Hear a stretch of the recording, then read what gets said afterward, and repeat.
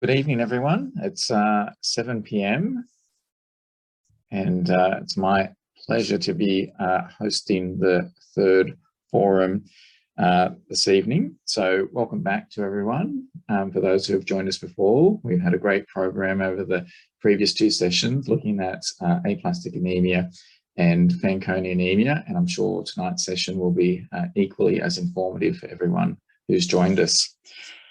So my name's Adam Nelson. I'm a paediatric oncologist and bone marrow transplanter at Sydney Children's Hospital, and I have a special interest in novel therapies for paediatric bone marrow failure and transplant. As I mentioned, this is the third session in our 2022 patient and family forums, and tonight's session is focusing on telomere biology disorders, and in particular, Dyskeratosis, congenita, and other related disorders. Before we get going, I'd like to acknowledge the traditional owners of the land upon which we are meeting, which for me here in Sydney is the Gadigal country, and I would like to pay my respects to elders past, present, and emerging, and to any Aboriginal or Torres Strait Islander people who are joining us this evening. I'd also like to take some time to thank the sponsors who, without their generous support, could not make this evening and other evenings like this possible.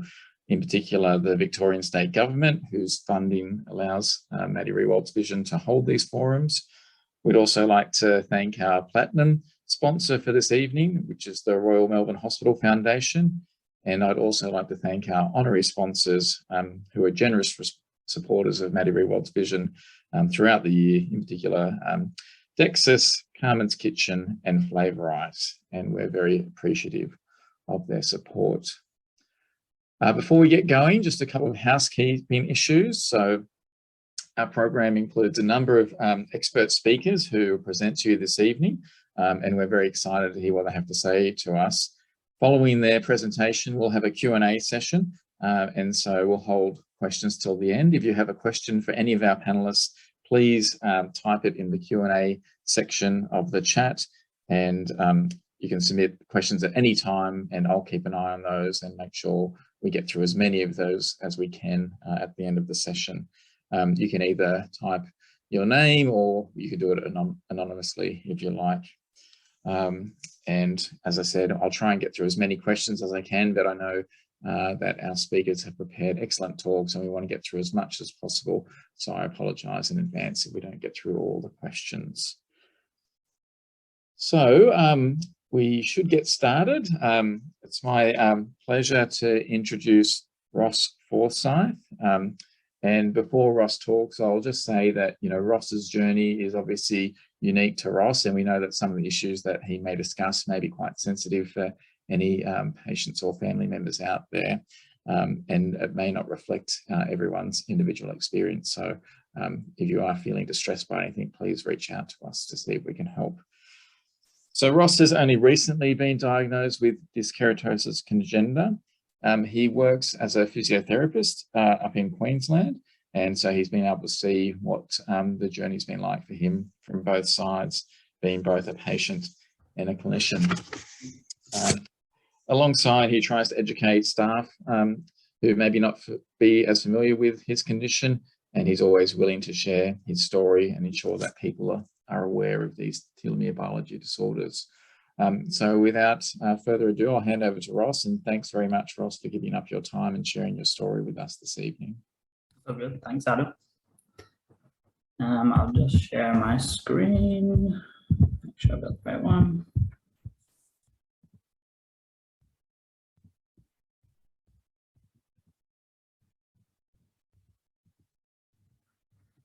Just make sure everyone can hear me and can see my presentation.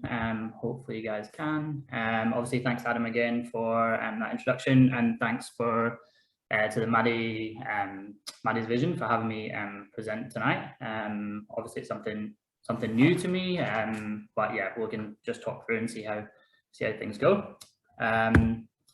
So about me, I'm 30-year-old male. That took a lot to write. I've only recently turned 30 and I'm still feeling very touchy about it. So yeah, and I was born in Scotland in the United Kingdom. So apologies if you can't understand some of what I'm saying. I will try and speak slowly and clearly. As well as obviously living in Scotland, I moved around a lot when I was a kid. My dad was in the army, so we moved to different countries. So I got a bit of experience in different things there. I also finished uni in Scotland, worked over there for a couple of years, and I've now been living in Australia for the past 5 years. Definitely traveled around quite a bit of it, and enjoyed everything that I've done in Australia. It's a beautiful country, and thanks for obviously having me over here. I'm mad about sport. Anything that's on TV, I will watch. Anything that I can participate in, I will kind of play. That kind of fits into my role of being a physiotherapist in Children's Hospital in the Home on the Gold Coast. So basically I treat a lot of kids with cystic fibrosis, bronchiectasis, and they will go home on home antibiotics. And we kind of go out and do physio, as well as the nurses connecting them up to their infusers each day. So basically we're putting them, instead of being in a hospital bed, they're in a bed in their own house, which makes it much easier for me. I can see them at daycare, I can see them at school, and basically my job is to play sport on the Gold Coast, as well as trying to get them to do their airway clearance routine. So very enjoyable job. About me, so I have obviously been diagnosed with Dyskeratosis congenita, and just a little bit of a timeline sort of thing. So I had a blood test in January 2019. I was starting a job up in Mount Isa, and I went and just got a routine blood test just to check that I had a specific vaccine. And that blood test showed that my platelets were completely normal. Nothing was kind of flagging up on my bloods. And yeah, just a pretty bog standard sort of blood test. Later that year, I had a viral infection. So I finished work one day on a Friday. I went home and basically was meant to go out for dinner with some friends, had to cancel because I became very feverish, had quite a high temperature, kind of decided, okay, I'll try and sleep it off. Woke up the next morning, I had sort of a rash on the palm of my hands, I had a rash on the sole of my feet, on the inside of my thighs, and also in my mouth. So I actually attended ED up in Mount Isa. It's a bit difficult to get into a GP, so I attended the ED up there, got some bloods taken, and they found out that my platelets were actually low. They were sitting in probably around the 50s, which was obviously completely new compared to obviously earlier that year when I had a normal blood test. They took some more bloods and asked me to obviously go home, rest up, and then go and get a repeat blood test. I went and got a repeat blood test 2 days later. Nothing had really changed with my platelets. So they asked for me again to go and get another routine blood test. During all this time, I hadn't been referred to the general medicine department of Mount Isa Hospital, which is obviously something in hindsight that probably should have been done. But yeah, it just didn't happen. And I obviously got better, so I completely forgot to go and get another routine blood test, which is something obviously work takes over, and you kind of forget these things.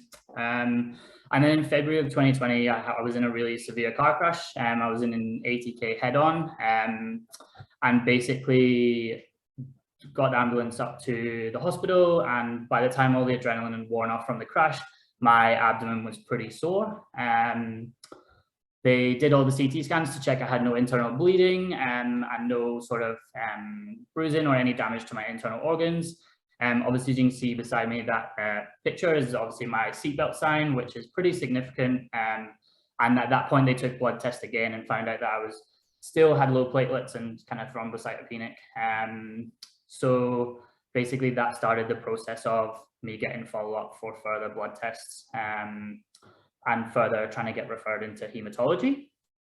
I was initially managed by Townsville for hematology, and then I went there for a bone marrow biopsy in March of 2020. This bone marrow biopsy confirmed that I had a suspicious variant of unknown significance in the TERT gene. I also had a change in my other TERT gene alongside this, which is possibly the reason for my milder/later diagnosis. Obviously, DKC is normally diagnosed in younger kids, and I got diagnosed when I was 27, 28. And then that bone marrow biopsy also showed that I have very short telomeres. So I'm below the first percentile. So my body basically thinks I'm like a 90-year-old man right now.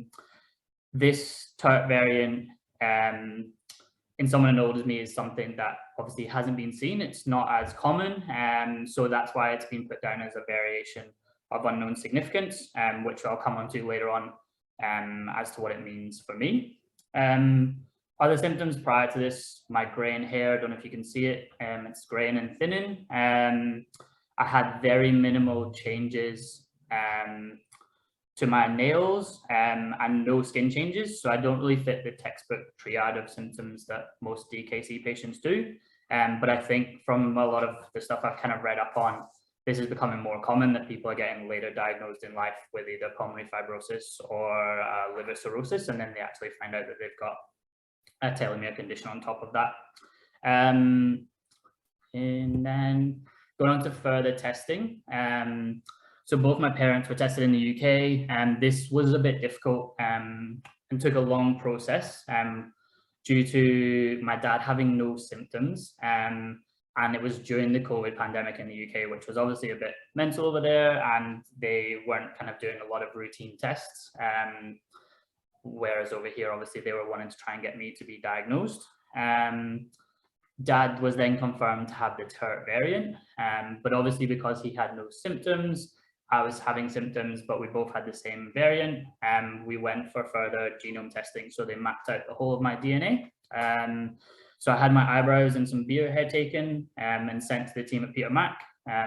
My partner absolutely loved this. She got to pluck the monobrow and kind of tidy up my eyebrows, so she was very happy about that. This obviously was a big decision, as it may have thrown up further genetic conditions that I would have been a carrier for, like CF.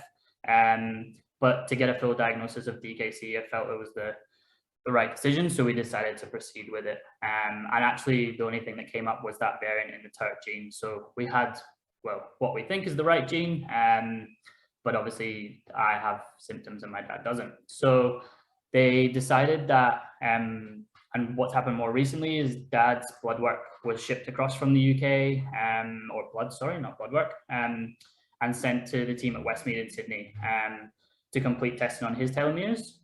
So his telomeres have come out to be a normal length, which shows that it's probably more likely to be a disease anticipation in, or genetic anticipation in me, as dad has no sort of lasting or no symptoms at all. So that's probably a bit of my diagnosis. I'm going to talk about a year in the life of sort of what happens with me. So I'm obviously getting numerous screens and tests every year, / couple of years. So I'm obviously due a yearly bone marrow biopsy, 3 monthly liver function blood tests, 6 monthly cholesterol check, yearly liver ultrasound, yearly respiratory function tests, yearly skin checks, regular bloods for screening, platelets, B12 and the folate, a 2 yearly bone density scan, and then every 6 months I get a bloods for liver cancer, and then yearly ENT review, which actually hasn't happened yet because the ENT waitlist in the Gold Coast is quite high, so I've not been able to get in yet. And then I have a yearly ophthalmology review. Looking at my liver ultrasound, so to test for liver cirrhosis has been difficult as well, because obviously of having a rare genetic condition that I do have, my liver sits high, and so it's more difficult to scan, which has proved problematic. So hence I got a referral to gastroenterology to work out the best option. For my screening tests, we had discussed whether we needed regular bone marrow biopsies, whether regular liver biopsies, or whether we were going to go for yearly CT scans. The best thing to obviously show liver cirrhosis is a ultrasound and then a fibro scan if need be. So we have literally just decided that we're going to go liver cancer will be done by bloods, and they'll keep persisting with that liver ultrasound as we go along. So alongside this, I've also had an appointment with the transplant team to start the process for a bone marrow transplant in the future, should it arise, and just kind of discussing the implications, risks, and the process of a transplant and what it would look like. And they have also started kind of trying to find like a donor for me. So they've started looking on the donor register and trying to find that perfect match, obviously, for me. Obviously, you can see I've got quite a lot of treating teams. So although my treating teams are spread across 3 health services in 2 states, I've been fortunate enough to be referred to sort of specialists in my condition, and those that are interested in patients with telomere conditions. Two of my specialists are actually speaking tonight, so I'm honored to be able to present alongside them. So obviously for the Gold Coast, I'm under hematology and gastroenterology. Prince Charles, I'm under respiratory. Peter Mac for hematology and genetics, and then obviously that Royal Brisbane transplant team. Yeah. My treatment just now, the only treatment I'm on just now is danazol. I'm just on 100 milligram tablets twice a day. So I began to take it in the June of 2020 for the first 6 months. I didn't really notice any difference to my blood counts. And so I decided, had a discussion with my hematologist in the Gold Coast, and we made the decision to stop taking just to prevent the risk of any of the side effects and secondary complications that can go with taking a long time medication. I then followed this up with an appointment with the team at Peter Mac, and they suggested that I begin to take it again just to help with my blood counts. So I began to take it again, and I've been taking it ever since. My blood counts have improved from platelets of 48 to then now rising up to 110, which obviously isn't normal yet, but it's a lot further away from a bone marrow transplant than what I was previously. So that's obviously a bonus there.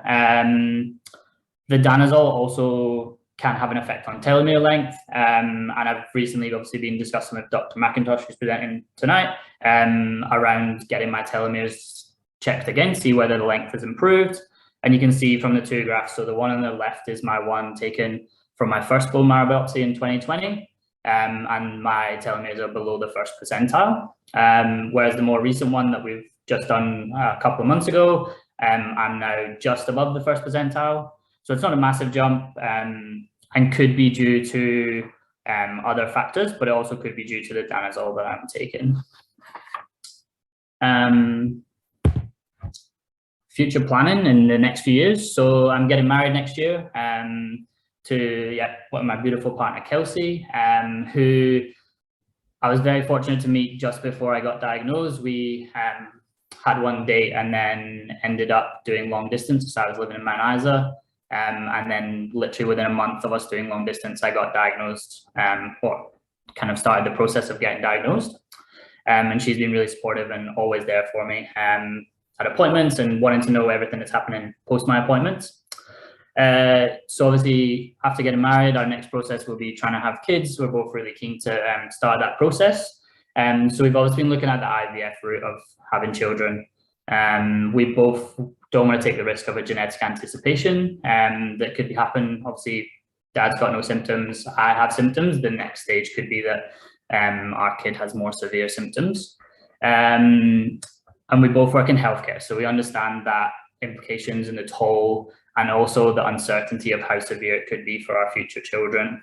So we've begun to look into the process of pre-implantation genetic testing, or PGTM, and are so grateful to the support that the Peter Mac Centre had given to us in writing letters to support us.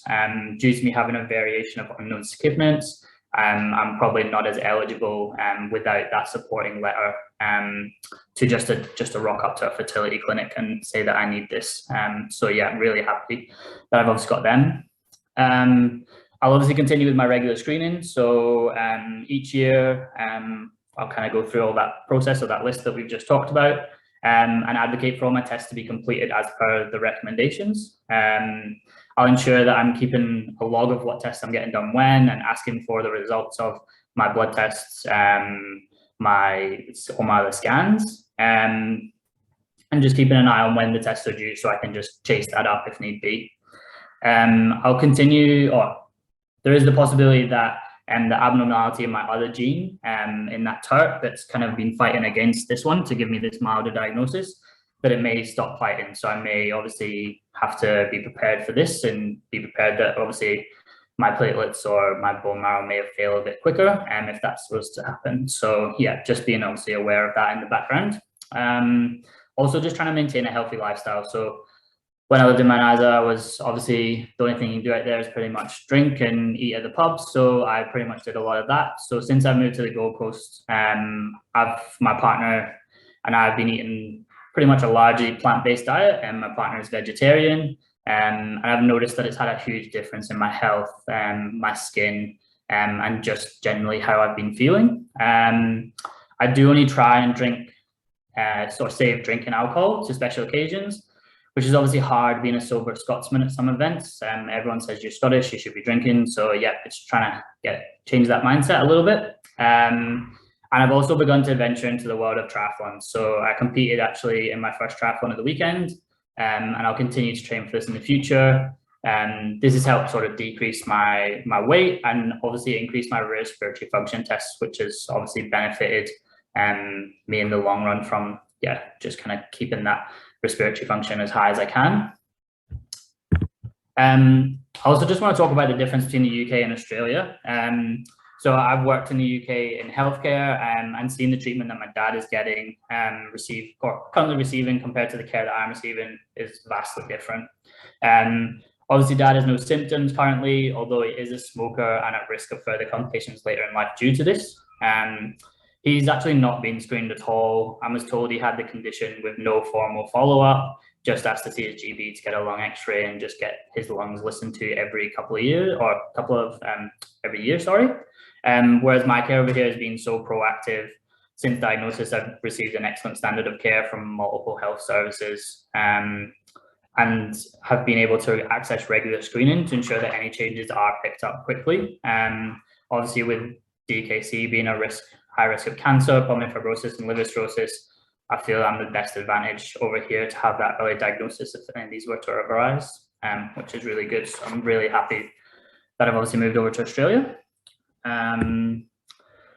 Obviously, working as a physio, this has also changed my clinical practice. So I'm able to connect with patients on their experiences through healthcare, the tough diagnosis, when treatment isn't going their way, or the stress of having a lifelong condition. And then also those frequent appointments, scans, blood tests, especially working with patients with CF. I feel that explaining this and my experience allows me to build a better rapport with my patients, especially my teenage patients with CF and bronchiectasis. We can talk about recent lung function tests and try and see who can get higher on their next one, or discuss transplants and the sort of psychology and the stuff that needs to go through there. And I can understand their concerns and fears, as I've had some of those fears myself, going through those transplant talks. So yeah. It also gives me a better understanding of the healthcare system and its flaws at times from a patient, obviously, point of view. I'm being able to emphasize with them on their experiences. So whether that's, sitting and waiting for 3 hours for an appointment because they were forgotten or that side of things, I'm able to kind of take that on because I've experienced it from a patient point of view now. And it's definitely just allowed me to engage more with my patients, get better results for their healthcare. They're more willing to engage with me, which is really beneficial for them as well. So advice for patients with telomere conditions. So I'm aware that I have a milder telomere condition, and I'm obviously relatively well and only newly diagnosed. And there will be people here listening to this with kids or themselves who are more unwell. But this is just some of the advice that I feel is beneficial for me. I'm happy to take on board any advice that anyone else feels works for them. I feel advocating for yourself. So ensuring that you're getting the treatment you needed, chase up screening tests, find out blood results or scan results at your next appointment. And always, just link back in with your specialist at Peter Mac just to kind of go, okay, I've not been having this test or I've not been having this, and see whether they can sort of have a discussion with your clinician that you're seeing. Understanding your condition. So most GPs or even hospital clinicians have never treated anyone with a telomere condition, unless obviously you're lucky to be treated at Peter Macmillan or the team in Sydney, who obviously see this a little bit more. So take an information sheet with you or give them some medication so that they can read up and provide the best care for you. Link in with some groups. So my mum, as soon as I was diagnosed, did all the research under the sun on telomere conditions, DKC, everything. And she actually linked me in with Team Telomere in the USA. And they kind of sent me the community care package, which is really useful, with information on telomere conditions, just sent on a USB drive. And you can be linked in some of their Pacific region supports, which is really handy. I think another thing as well is just going out and educating other people. So I'm someone who tries to educate as many people as I can. Most of my work team know my friends and family know about my condition, what I have to go through, that side of things, so that if they meet someone, they can say that they've heard of someone with a similar condition and start that link process without having to go through obviously a group or something like that. And yeah, if anyone wants to reach out to me or have a chat for someone that's going through the same thing, I'm more than happy to discuss or even just share experiences that you guys have had. So you can either email me directly, or you can ask Peter Mac for my email or contact details. So yeah, that's me. Thanks for listening. I hope you understand everything I was saying. And just, yeah, thanks for the opportunity to just kind of share my story with you guys. That was probably pretty quick, but I apologize. That was perfect, Ross, right on time. Thanks so much. If you just stop sharing your screen. Yeah, thanks so much for sharing your story with us. It certainly stimulated some issues for me that I think we can address, and thanks for being so open and honest, and sorry to hear that you're the token sober Scotsman in the room these days. That must be difficult to deal with. Yeah, so I'm sure people will have some questions for you at the end, so if you don't mind hanging around, that would be great. So I'd now like to introduce Dr. Lucy Fox. I think Dr. Fox is known to many of us here. She has been the chief organizer of this forum, and so we've been grateful for her expertise in getting this organized. She's also a hematologist and works at the Victorian Comprehensive Care Centre, and where her research is also in the Peter MacCallum Cancer Centre for Molecular Hematology, and also works at the Aplastic Anemia Registry at Monash University. So she's very busy, as you can tell. She's also the recipient of one of the Maddie Rewalt Vision's scholarships, where she's using that to help her research on both inherited and acquired marrow-failure syndromes. So we're pleased Lucy can join us again tonight and give up her valuable time and give us a bit of an update about the handbook, the registry, and the biobank. So thanks, Lucy. Thanks so much, Adam. It's great to be here again, and I'd like to start by echoing Adam's thanks to Ross. Ross, you really couldn't have introduced my talk tonight. I'm only speaking briefly tonight, but you couldn't have done a better job at conveying so many aspects of care of patients with telomere biology disorders. It's fabulous for us as clinicians to hear about it, and also the scientists, the other patients, the patients and families who are online, incredibly valuable. So I'm going to speak about the Telomere Biology Handbook in the first instance, because you've mentioned that, Ross, and I think this is an incredibly useful resource that I want everyone on the call to know about. And then I'm going to go back and mention things that I mentioned again in the first session about the registry and the biobank just briefly. So when I spoke at the first session, I spoke about all the bone marrow failure syndromes that we're interested in, the non-inherited ones and the inherited ones. And what we're focusing on tonight is the telomere biology disorders, in particular, this Dyskeratosis congenita, TBDs, that fall under this sort of banner of the traditional bone marrow failure syndromes. We've known about them for a long time, but we're now much better at diagnosing and managing them. And one of the reasons we're so much better at diagnosing and managing them is that there are several amazing clinicians around the world who are really, some of them are really focused only on telomeres. And we have these amazing guidelines which are available freely online. And I'll show you the link in a second, but that's also, they can provide it to you on a USB, and that's what they sent to Ross when he was diagnosed. So this book is aimed at clinicians, but also it's very, a lot of the, especially introductory language, is very clear and not too clinical. So it's definitely digestible by patients and their families. You don't need to be a doctor to be able to get value from this book. And I'd like to just show you this dedication, which I think just really some beautiful words. I won't go through it all, but this is the words of the clinicians and also some family members of people who have had these telomere biology disorders, to indicate to you the dedication that people have to improve your life.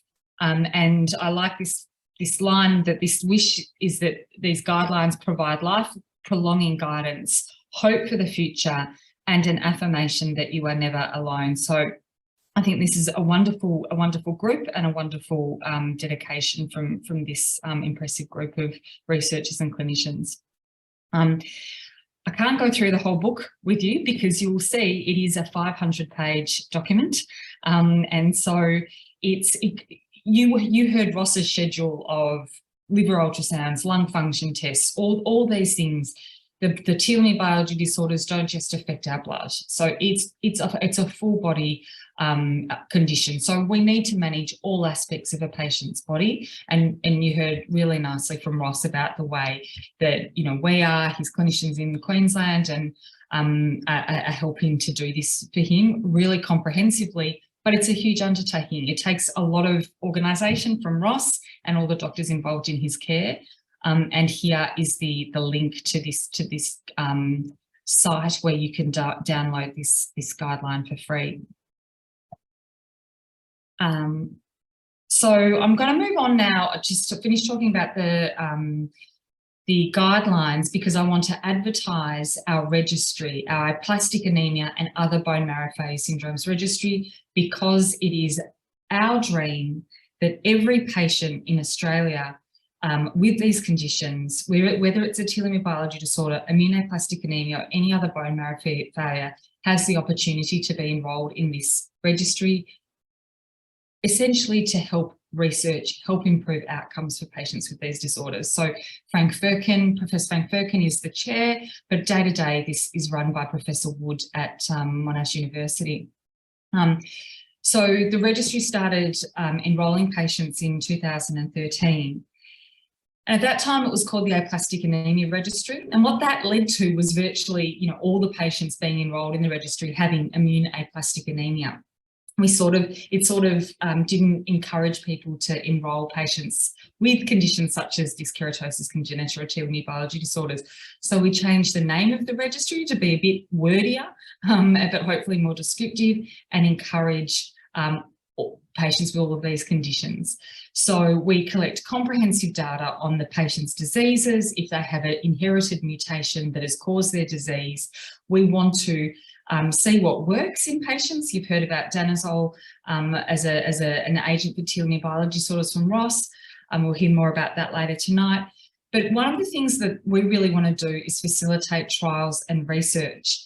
And there will be amazing trials that come out of other countries and hopefully out of our country. But to participate in any clinical trials, these trials will be expensive.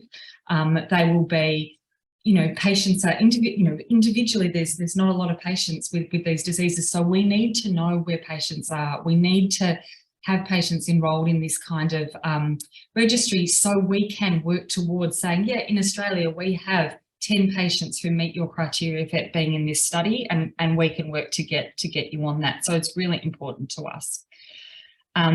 And so these are the sites around the country where we have active enrolment in the registry. So most big hospitals are here.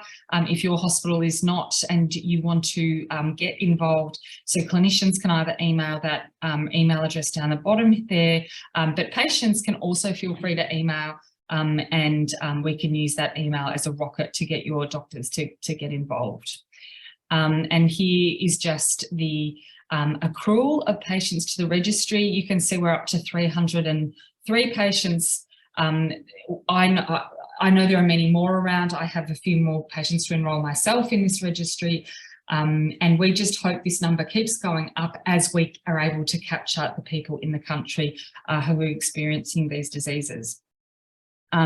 So the registry, you don't need to sign consent to be part of the registry. The consent is called opt-out, which essentially means we provide you with information, we talk to you about it, and if you want to be enrolled, we just enroll you. But if you don't want to do it, you let us know, and we certainly don't enroll you if you don't want to participate in it. So there's the email address there that you're very welcome, patients, clinicians, scientists. If you want to ask us any questions, please do so. And I also want to advertise the biobank. This is something that we've been working on for the last couple of years to get going. It's a huge undertaking. It's a collaboration between Biobanking Victoria, led by Melissa Southey, and our registry, which is led by Erica Wood. We hope to have clinical patient samples in a biobank, so blood, eyebrows, maybe other samples, and then we hope to have their clinical data in our registry, things such as their mutation, because we want to help the many researchers around this country do trials and things with patient samples. So patients who are consent to let our approved researchers use their samples. So this is a work in progress, and as soon as we are able to ask you guys for samples, we'll be in contact with your clinicians. And then finally, I just want to mention this group in the States. It's called the Clinical Care Consortium of Telomere-Associated Ailments. So this is a group of clinicians who are interested in telomere biology disorders. Adam's involved, Adam Nelson, who's chairing tonight, is involved in this. Tracy Bryan, who we're about to hear from, is involved in this. I'm involved in this. It is a group of interested clinicians from around the world who want to pool our knowledge and work towards getting clinical trials up and essentially improving outcomes for patients. So we are working towards being able to put all Australian patients who let us put their clinical information into our registry to contribute that to this international database. It's all de-identified. We're very, very mindful of patient confidentiality, but really, in the setting of rare diseases, we need to pool our knowledge and our experience in order to make things better for patients. So this is something that we're really excited about, and I'll say that I was fortunate. I've just been in Paris with Professor Dave Ritchie, who we heard from last week, and Piers Blombury, who does a lot of work in this area, and also Stephen Ting, who's interested in aplastic anemia. All of us went to the Bone Marrow Failure meeting in Paris, and we heard a fantastic talk by Sharon Savage from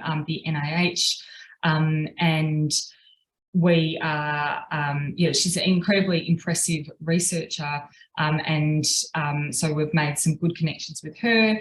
And we're also looking forward to meeting up with this group in a week or so at the American Hematology meeting, where this group will be meeting. So I would just like to thank our funding bodies. I want to thank the many people in our molecular hematology team who work behind the scenes to get the results out. They do so much work to get accurate diagnoses and to help clinicians know what they're treating. So they are an amazing force. But also, most importantly, I want to acknowledge patients and families who permit us to look at their data and their stories, and just say one more time, Ross, amazing. That talk is just perfect for us to all hear as clinicians caring for people with these diseases. So thanks very much. Back to you, Adam.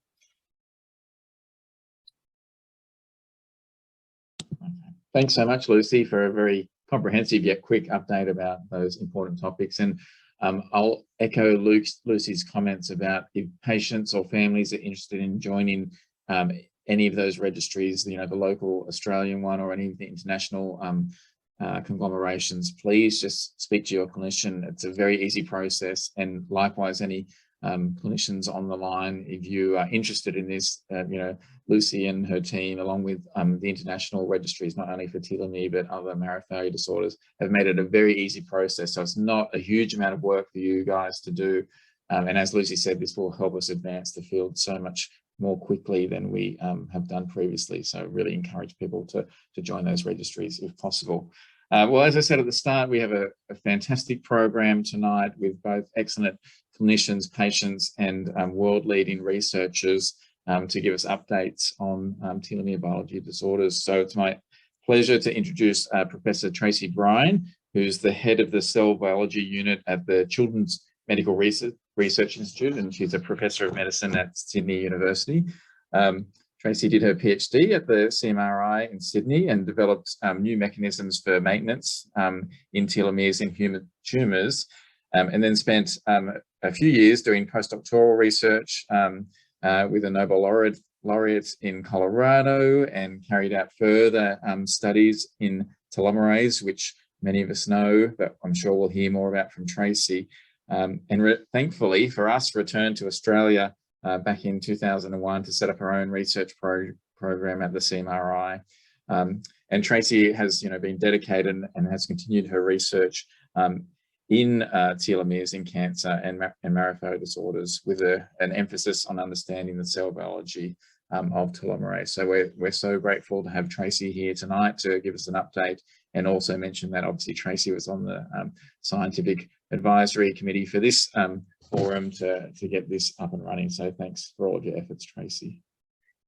Thanks very much, Adam. Thanks for the lovely introduction. And I'll just share my screen. Let me get it on slideshow. Okay, so hopefully you can all see that. So I want to echo Lucy's, excuse me, Lucy's thanks to Ross. So Ross, it was great to hear your story from a patient perspective. So my disclaimer at the start of this talk is that I am purely a lab scientist. I'm not a clinician. So happy to answer any questions at the end about the science behind telomeres, but nothing clinical. So for me, it was great to hear the patient's perspective, because normally I'm shut up in the lab with just cells to talk to, and my fellow researchers.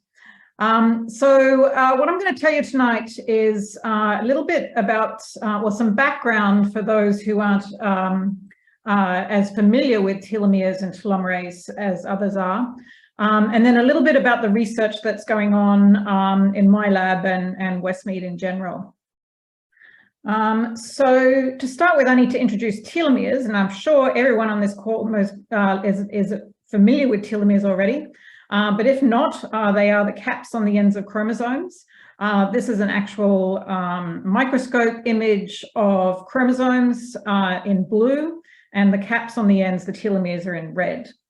And like Andrew a couple of weeks ago, I also like to think of things in analogies. And in the telomere field, our favorite analogy is the shoelace. So the ends of the shoelace, these pieces that stop it from fraying and becoming damaged, are known as aglets. And you can think of the telomere as the aglet on a chromosome, protecting it and stopping it from fraying. So telomeres shorten over time in most of our cells. And this is what underpins old age, because eventually the telomere shortening leads to cell death. So that's just showing telomere shortening. However, in stem cells and in some or most cancer cells, they don't actually experience telomere shortening, and they're therefore able to keep dividing without limit. So cancer cells are in fact immortal. And the reason for this is because they have a way of lengthening their telomeres. In about 90%, 85 or 90% of cancers, this way of lengthening the telomeres is telomerase. And as Adam mentioned, when I was a PhD student in the lab of Roger Riddell, we discovered that the other 10 to 15% of cancers are using a completely different mechanism for lengthening their telomeres, which I won't talk about tonight. Telomerase is present in cancer cells and in some stem cells, but not in most of the normal cells in our body.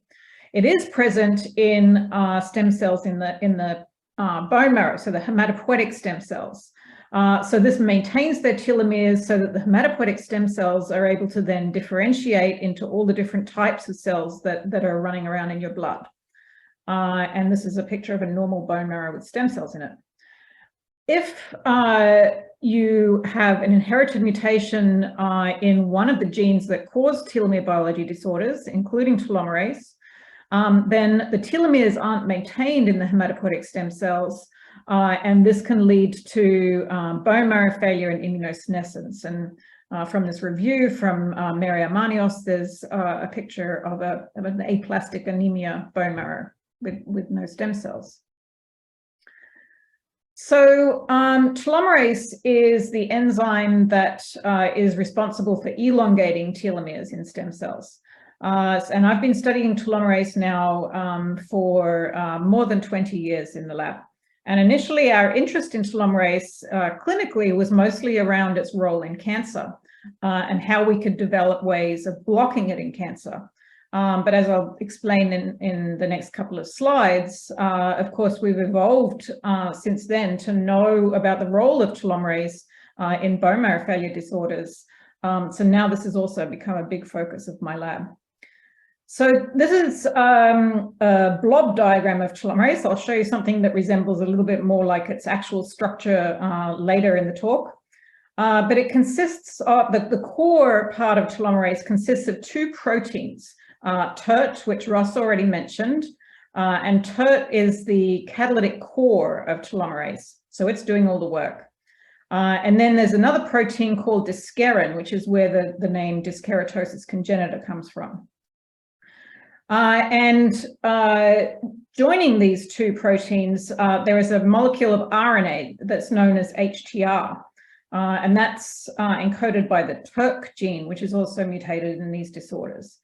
So RNA, even lay people have heard a lot about RNA recently because of the COVID vaccines. So you've probably all heard of the molecule of RNA. It's a molecule that's related to DNA. But in this case, the RNA is actually, what it's doing is forming this complicated structure that the proteins can bind to. RNA can have lots of functions in the cell. So the way that telomerase works is that it actually copies a piece of this RNA onto the ends of chromosomes, onto the telomeres. And it does so in a repetitive fashion. So it's adding another copy every time it moves along in this kind of ratcheting way. So in this way, telomerase can actually add many, many copies of itself to one telomere at a time. And this is how it elongates telomeres. So just to back up a bit, because I need to talk about the mutations in the genes that cause telomere biology disorders.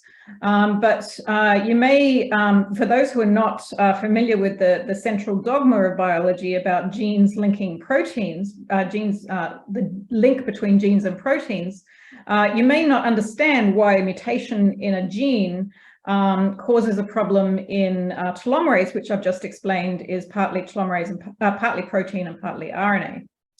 And the reason for that is what's called this central dogma. So a gene is made of DNA, double-stranded DNA, and you can think of DNA as a set of instructions, as Andrew was explaining a couple of weeks ago, for those of you who are there. And this set of instructions is telling the cellular machinery to then make a copy in RNA. So it makes an RNA copy of the DNA. And in the case of telomerase RNA, it stops there and the RNA goes off and does its thing. But in many cases, the RNA is then, the information is interpreted again to make a protein according to the code of the letters in the RNA, and that was in the DNA to start with. So you get a string of these building blocks of proteins that are called amino acids. And this information ultimately comes from the gene that it started with. So if you have a mutation in the DNA, say, for example, this green part of the DNA turned blue, then you get a corresponding mutation in the RNA. And the amino acid in that part of the protein would also change. So you can see how a mutation in a gene changes the function of the protein that's actually doing the work in the cell. Andrew had baking analogy, and I have a similar one here, that you can think of the information in the DNA as being the information, for example, in the first line of this recipe for gingerbread. And if you imagine, say, this G was mutated to an F, so the ginger turned to finger, this would have quite a dramatic effect on your recipe. And if the G is deleted, then all of the other letters would need to shift along by one position. So this would lead to complete nonsense in the recipe or in the instructions. So I think this is a very good analogy for how one mutation in a gene can have such deleterious consequences, for example, to the TERT protein.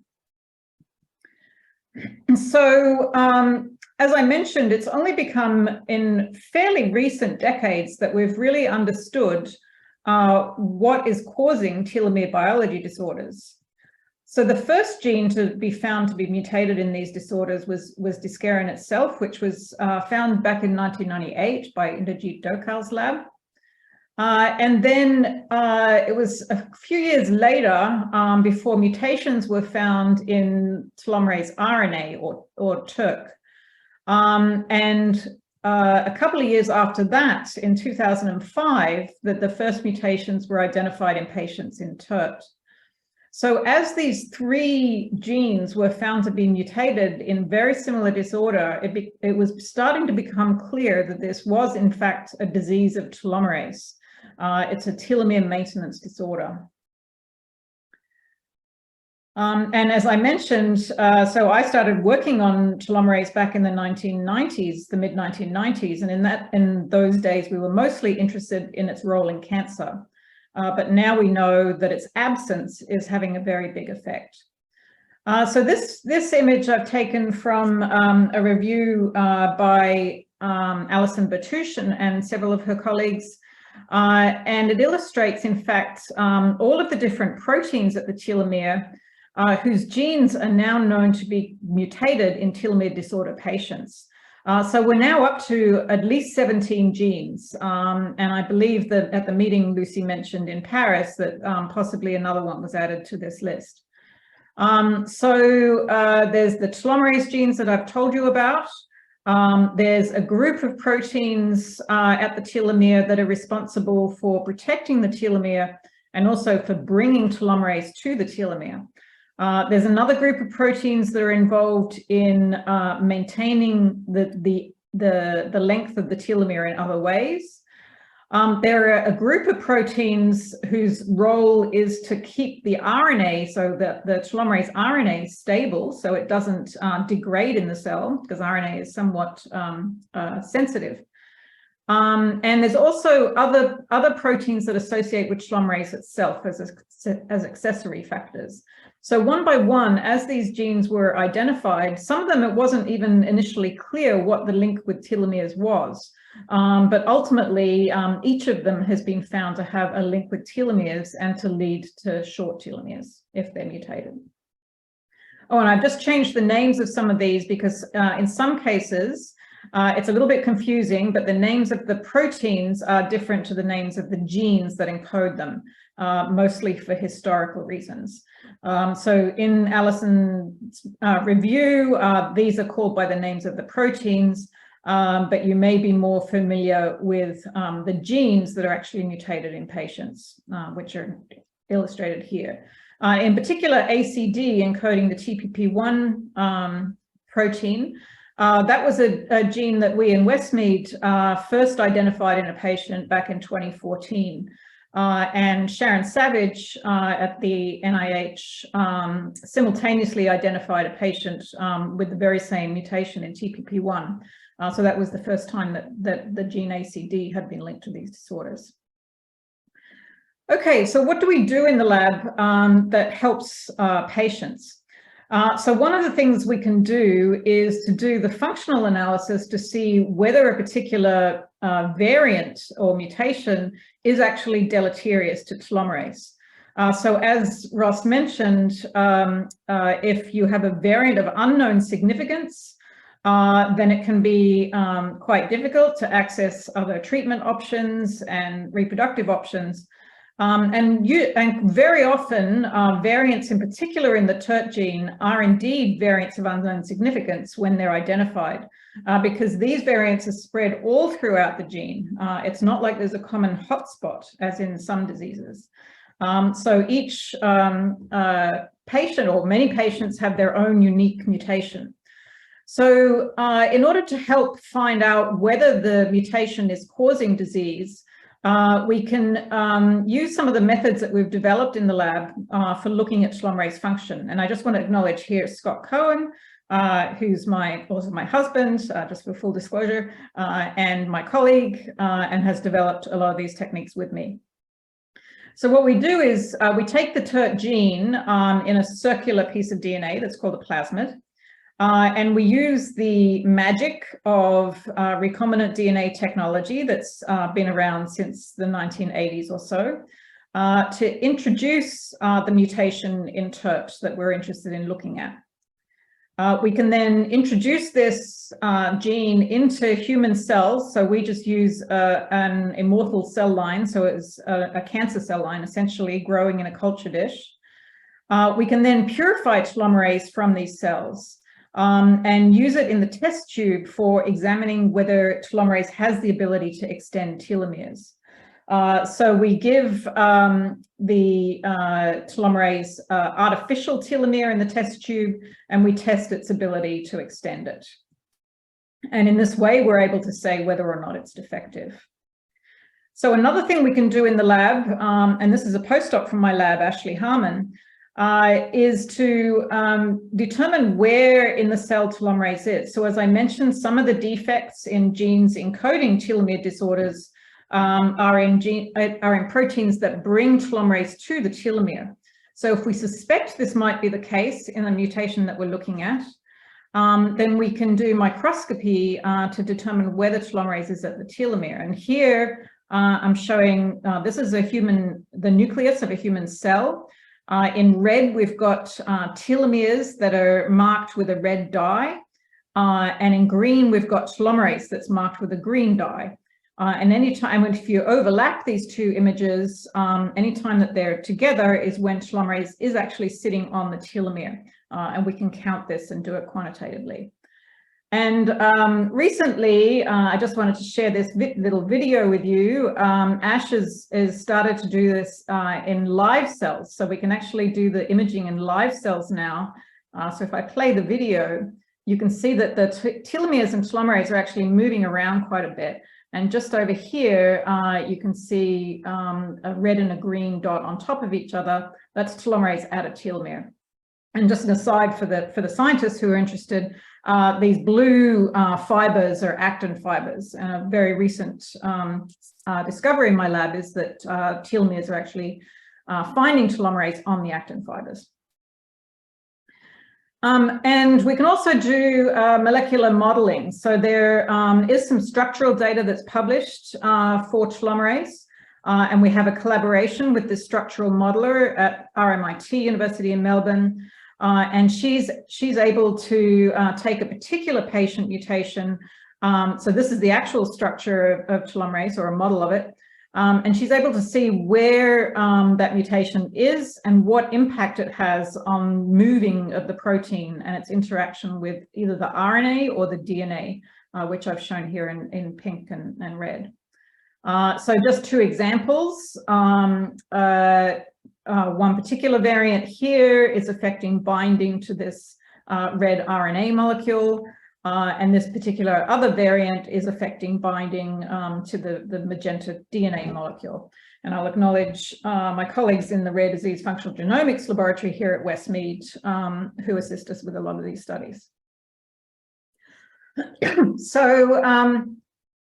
So in this way, we're able to let patients know whether there's evidence for their gene not being a variant of unknown significance. Sometimes that's not sufficient to get the variant across the line as being, either definitely pathogenic or likely pathogenic. because there are other factors that come into play. But the functional data can certainly help. So we don't want to stop at just being able to help diagnose patients, of course. We want to be participating in the worldwide efforts towards developing better treatments. And one of those particularly promising avenues, which you heard from Andrew Deans if you were here a couple of weeks ago, is the prospect of gene therapy. As many of you know only too well, the only curative therapy for bone marrow failure is bone marrow transplant, and there are high risk of complications, not to mention the difficulties in finding a donor. So of course, it's better to use the patient's own cells and correct the defect. This will overcome problems with graft versus host disease, the immunosuppression that's required, and of course the donor search. So bone marrow failure is actually a perfect disease for gene therapy strategies, because the gene therapy can actually be carried out outside of the body. So in this scenario, cells are removed from the patient's blood or bone marrow. The stem cells are purified, and then we can do the genome editing ex vivo or in a culture dish before reinfusing the cells back into the patient. So there's two main ways of doing this. You can either, and both are known as gene therapy. You can either do gene replacement. So this is where a whole copy of the gene, so for example, a whole copy of functional TERT would be added to the cells in addition to the faulty copy that's already there. And the other possibility is gene editing, where you actually go in and change the faulty copy rather than adding a new gene. Gene replacement is what's usually done in the field. So for example, the Fanconi anemia clinical trials that are ongoing are gene replacement. However, there are problems with this for telomerase, because if you provide extra copies of telomerase, as I mentioned, telomerase has a role in cancer. And even though there are studies in lab mice introducing extra copies of TERT, and they don't seem to get cancer to a large degree, we're still not entirely sure of the safety of that approach in humans as yet. So most of us in the field are favoring the possibility of going directly to gene editing. So there are no gene therapy clinical trials yet for telomere biology disorders. We're just starting some work to try and develop some of the methodology that might form preclinical evidence for such a trial. Just very quickly to go into the methodology that we're using. You may have heard of CRISPR gene editing.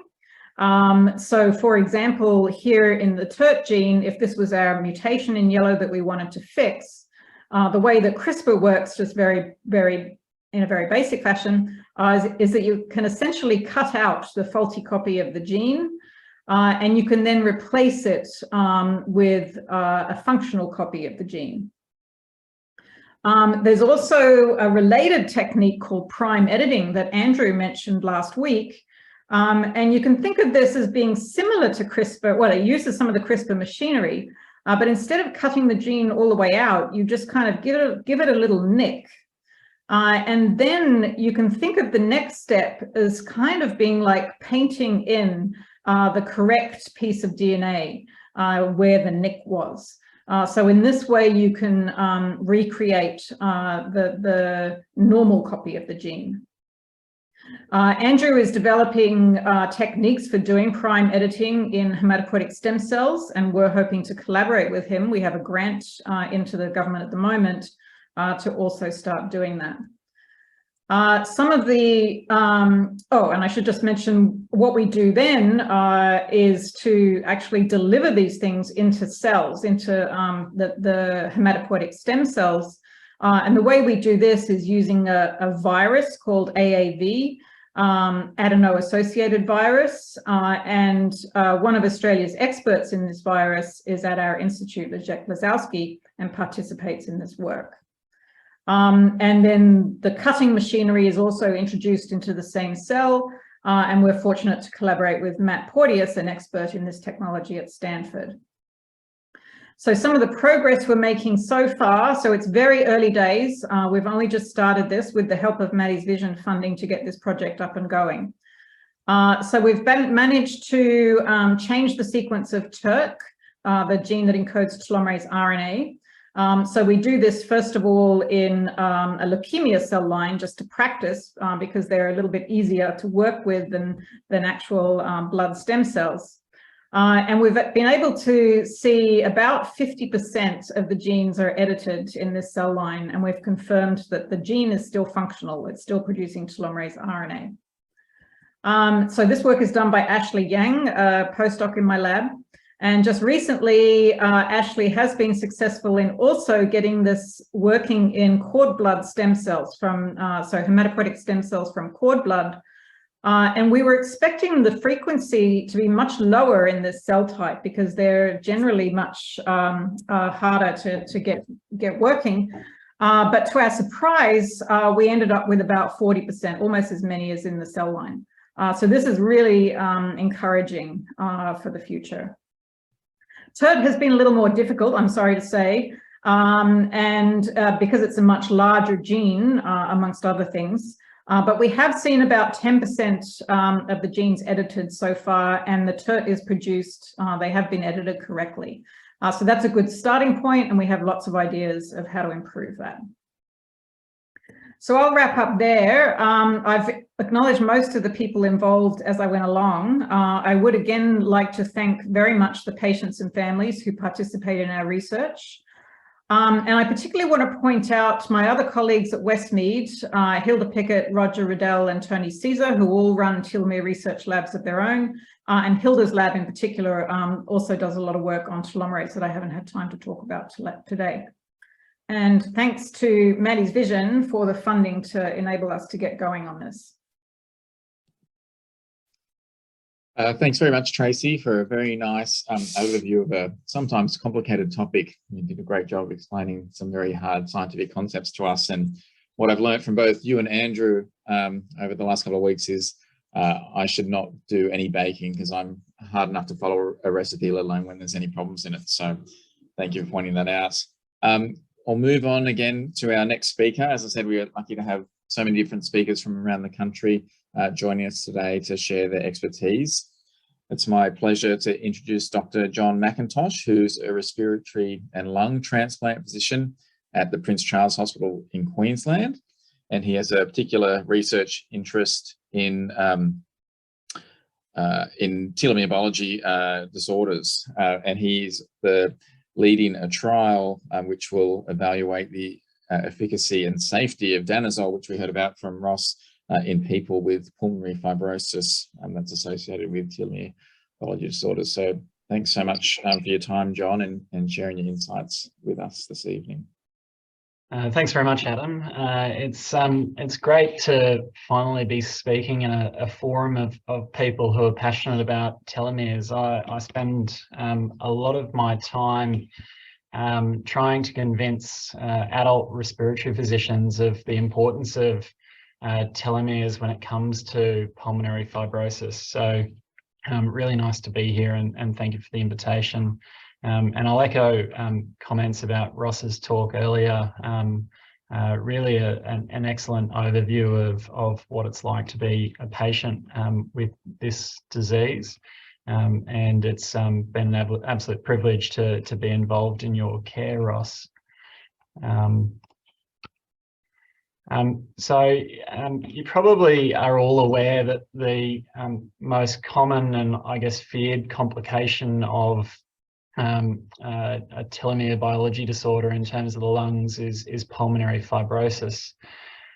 This is what pulmonary fibrosis looks like radiologically on a CT scan, and a timeline of one of my patients with an adult patient with a telomere biology disorder from on the left, very mild and what many people would consider at the time insignificant disease, progressing over the course of 6 years to more extensive and severe lung fibrosis.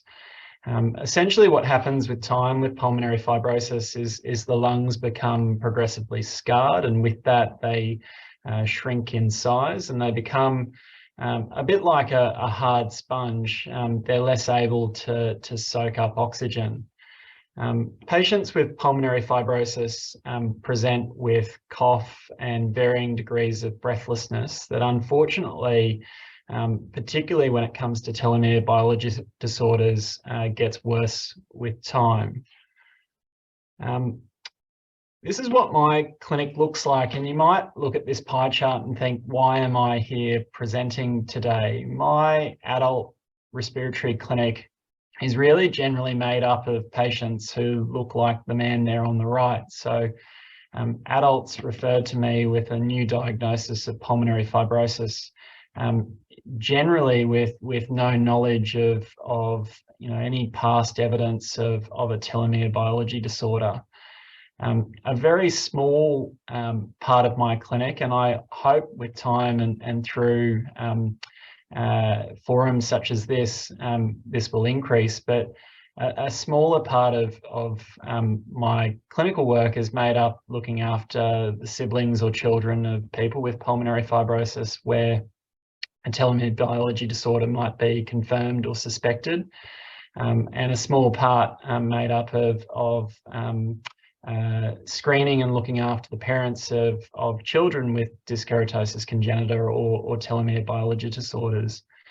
I'd echo what Ross said earlier. I think when it comes to the multidisciplinary management of someone with a telomere biology disorder, I think from a respiratory standpoint or a lung standpoint, I think it's really critical that you find someone who is actually considered an expert in pulmonary fibrosis, and even better is finding someone who has an interest in telomere biology disorders. And I think, as I said at the beginning, unfortunately at this point in time, there are very few people with that sort of interest in Australia. But hopefully, again, through this sort of forum and the work that I and others are doing, we will slowly convince respiratory physicians, at least in the adult space, that this is a really important syndrome and something that we need to get better at recognising.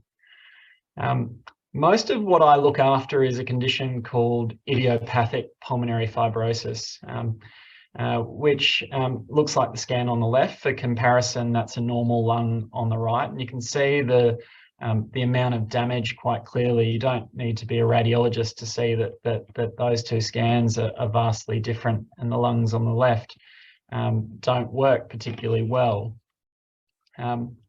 Idiopathic is sort of a fancy way of saying we have no idea why someone has this disease, and we still apply this diagnosis, and many adults with pulmonary fibrosis will be labelled as idiopathic. But what we know really through the work that haematologists have done in the paediatric space, that telomere biology disorders extend into adulthood, and adult pulmonary fibrosis may very well be the first discovery of a telomere biology disorder in a particular family. So this is a pie chart here of the prevalence of telomere-related gene mutations in families with pulmonary fibrosis. So that means multiple family members or multiple people in a particular family have pulmonary fibrosis. And what we find as the most common explanation for that genetic form of lung fibrosis are mutations in telomere-related genes. So in about 30% of adults with pulmonary fibrosis, we're able to identify, or adults with familial pulmonary fibrosis, we're able to identify a genetic mutation that explains their disease. A smaller percentage of patients are identified to have short telomere features. Like Ross said, premature graying of the hair, nail changes, skin changes, or often what I see is long-standing histories of low platelets or low white cell count that has often just, I guess, been ignored or put down to as being insignificant, but with unknown genetics. And this really, I think, speaks to the fact that in the pulmonary fibrosis space, at least in the adult pulmonary fibrosis space, we've been a little bit late to the party. We're a little bit behind where the paediatricians are at, and that our lung fibrosis genetic panels, at least in the commercial space, are a little superficial.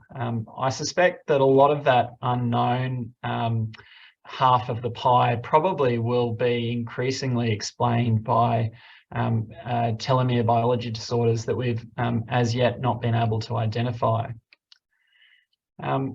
This is what telomere biology disorder, or our current recognition of telomere biology disorders in Australian adults with pulmonary fibrosis. This is not based on any data because there isn't any. It's my personal observation and really my goal to try and change this pie chart, because we now know very well that a significant number of adults with pulmonary fibrosis do have an underlying telomere biology disorder, and identifying that obviously has massive ramifications for that individual, but also for their family. When it comes to treatment of pulmonary fibrosis, whether that's someone with a confirmed telomere biology disorder who develops pulmonary fibrosis, or most of what I look after, telomere biology disorders being identified for the first time in an adult who develops pulmonary fibrosis, what's really important is early diagnosis. At this point in time, we only have 2 effective treatments for lung fibrosis, pirfenidone and nintedanib. Both of those unfortunately only slow disease progression. They don't halt the progression of disease. They also reduce the chance of pulmonary fibrosis suddenly deteriorating, which is a phenomenon that we see in adult pulmonary fibrosis. And through slowing disease progression, these drugs do improve prognosis, but what's key is starting the treatment early. So I put there a graph of diagnosis and the sort of natural history or normal trajectory of untreated disease. With treatment, we slow that down, and through doing that, we extend someone's prognosis. What we know is that there is often a delay between the onset of symptoms and the diagnosis of the disease, and that's something which we need to narrow, because the earlier we can start treatment, the earlier we can slow down the lung fibrosis. In the long term, that will result in a much greater improvement in prognosis. What we also know about telomere biology disorders and lung fibrosis is that there is likely to be a very long preclinical phase, probably in the realms of something like 5 to 7 years, where the disease is starting, but that person hasn't yet developed any symptoms. And so in someone with a recognized telomere biology disorder manifesting, say, at a younger age with a bone marrow failure syndrome, really there is the opportunity to screen and pick up lung fibrosis at that preclinical phase and potentially institute treatment at a much earlier time point for, in the long run, a prognostic advantage. I'll touch briefly on lung transplantation, in that I think there's still, in some places, is this dogma that having a telomere biology disorder is a contraindication to lung transplantation, which, like bone marrow transplantation for bone marrow failure syndromes, lung transplantation really is the only cure for lung fibrosis when it gets to an advanced stage. What we now realise in hindsight is that actually a lot of the people we've been transplanting for lung fibrosis, which historically have been termed idiopathic, occurring for no good reason, actually is probably explained by telomere biology disorders, and that a lot of the patients who I now look after who have had lung transplants in the last decade or so are people who do have an unrecognised telomere biology disorder. When it comes to lung transplantation for pulmonary fibrosis in someone with a telomere biology disorder, it does require a more careful and thorough evaluation than would be the case for other lung diseases that are purely isolated to the lung. And so really in patients with telomere biology disorders who come for lung transplant evaluation, we do need to consider things like their blood and bone marrow status, their liver status and skin profile. But important to say that the presence of a telomere biology disorder is not in itself an absolute contraindication to lung transplant. What about currently unaffected family members? And unfortunately, there's not really a lot of evidence or expert guidance in this space. And so being someone who is incredibly passionate about telomere biology disorders in my group of patients, I sort of put myself in the position of what would I want if I was the unaffected family member of someone with lung fibrosis secondary to a telomere biology disorder.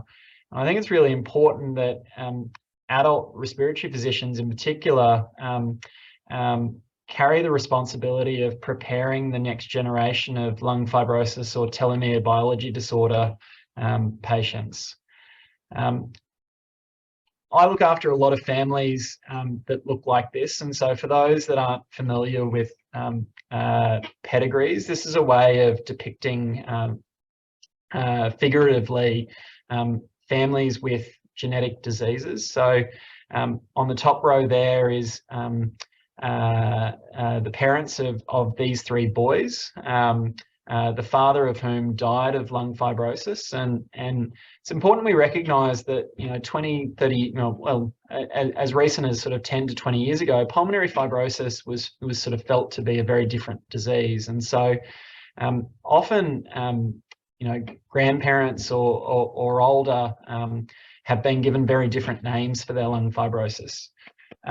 His three sons all developed lung fibrosis in their 40s. And so an important aspect of managing these three men is the impact on their children and grandchildren. So the 32-year-old daughter and then the son of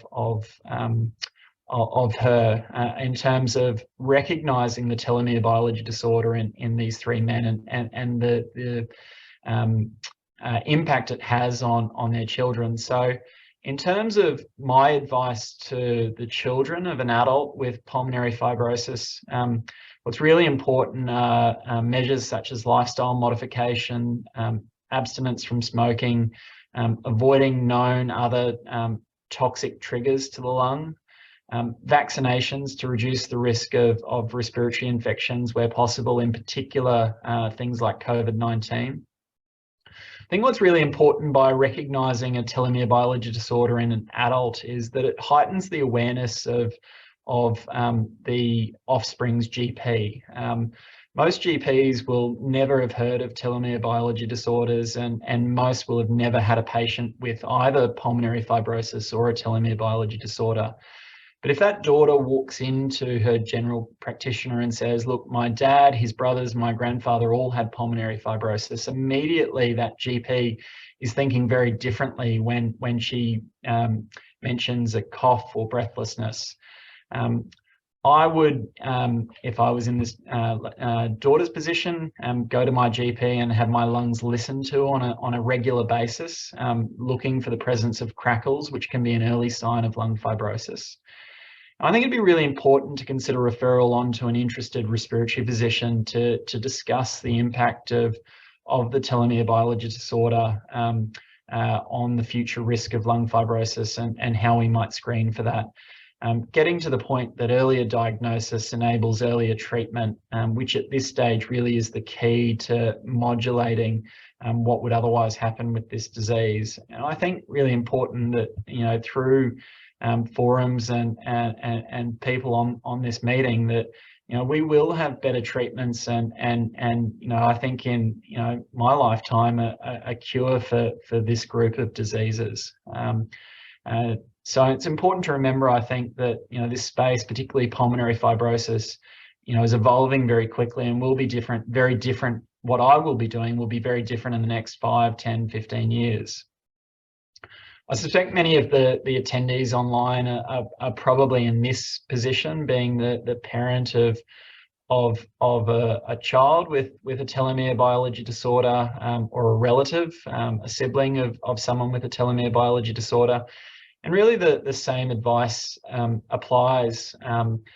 Lifestyle modifications, vaccinations, making their general practitioner aware that this is a syndrome, a disease that exists. And the same advice there with regards to finding an interested and expert respiratory physician when it comes to assessing the lung complications of a telomere biology disorder. So I hope that the future will be more like this, that in the adult respiratory or lung space, that we will get better at recognising and detecting the full extent of telomere biology disorders that are present in our group of patients, because it really might be, particularly for the children of those people, you know, the first discovery of a telomere disorder in that family, which has massive ramifications for other members of that family and enables earlier diagnosis. Again, in the future, I think we will have, as alluded to by Tracy, gene-specific treatments that really go a long way to change the outlook for this group of diseases. And through that and the screening of family members, earlier recognition of pulmonary fibrosis, enabling earlier treatment to prevent the end result of progressive pulmonary fibrosis. I think in the adult space, through a lot of the work that people online today are doing, is that we will get better at recognising the full extent of telomere mutations and how they present in adults with lung fibrosis, and through that be able to prepare families and children for the potential risks that they face in terms of a telomere biology disorder, by recognising the disease perhaps for the first time in an adult who comes to my clinic or similar with lung fibrosis. So that was the end of my talk. And again, yeah, thank you very much for allowing me to present in a forum of people passionate about this disease. As I said, I spend a lot of time trying to convince adult respiratory physicians that this is an important condition and something we need to identify and recognise more. Thanks so much, John. I think, yeah, it's such an important point that you make, that it's really important to have people thinking about these disorders. They're not single system disorders, you know, and really, you know, can affect multiple organs. And it's great to have spreading the message amongst their colleagues that these things are thought about, not only for the patients that are in front of them, but also the next generation or previous generations who might have implications for their own health. So thanks again for such a great insight into the lung pathology of that disease. So I think Dr. Fraser's ready. I heard his phone ring. It's my pleasure to introduce Chris Fraser, who's a paediatric oncologist and director of the bone marrow transplant program at Queensland Children's Hospital. Chris is a world-leading bone marrow transplant physician who spent some time training in the University of Minnesota, where he developed some interest and expertise in marrow failure disorders. And since coming back in 2008, he's been the director of the bone marrow transplant centre at Queensland Children's Hospital. So we're very pleased to have Chris joining us tonight to give us an insight into stem cell transplant for telomere biology disorders. So thanks very much, Chris. You're still muted there, Chris.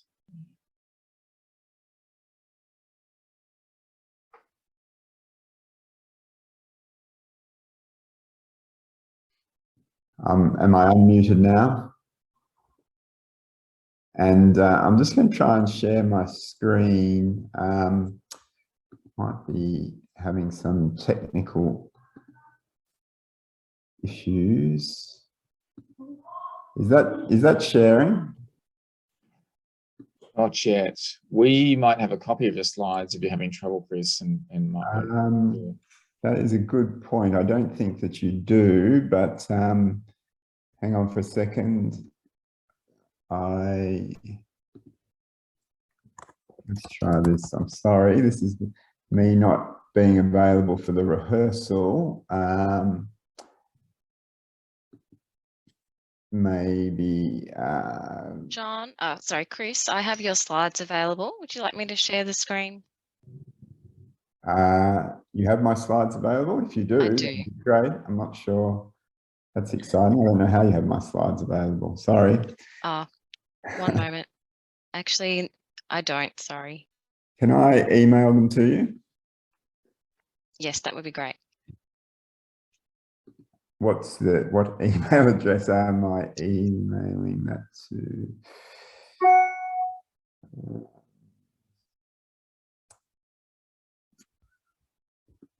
Okay, I apologize to everyone for this. Yeah, can you give me an email address and I'll email them now? Sure. JAYA. Yep. .SO, M for Mary, A. Yep. At MRV. Yeah. .org. Yeah. .au. Okay, fingers crossed this works.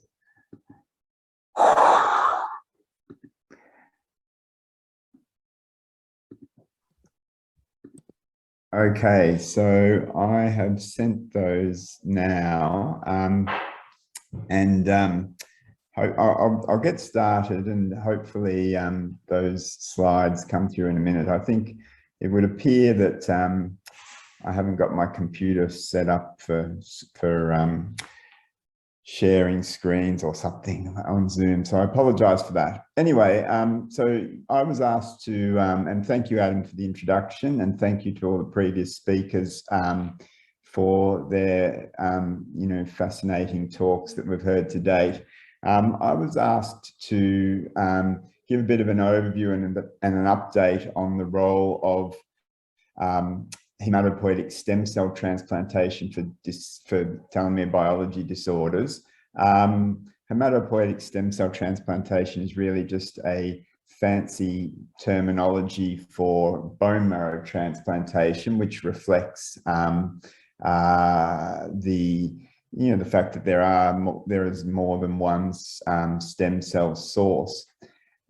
So I just wanted to start by giving a, that looks good, yes, so we've got the slides up now. Can everyone see those slides now?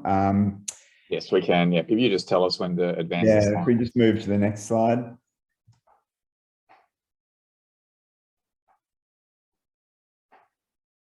Yeah, so I just wanted to give a brief overview about some of the principles of bone marrow transplantation, acknowledging that, there are some people online who would,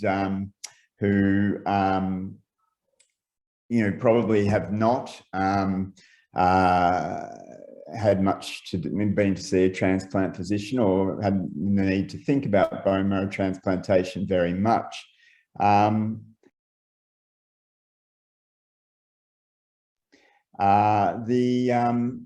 So when one does a bone marrow transplantation, there's something that we call conditioning, and that is treatment that has two purposes. It usually consists of chemotherapy and or radiation therapy. The radiation is given as total body irradiation, and the purpose of the conditioning is to suppress the recipient's immune system so that they can't reject the donor cells. When we do a transplant for a malignant disease, that conditioning therapy may also have an anti-leukemia effect.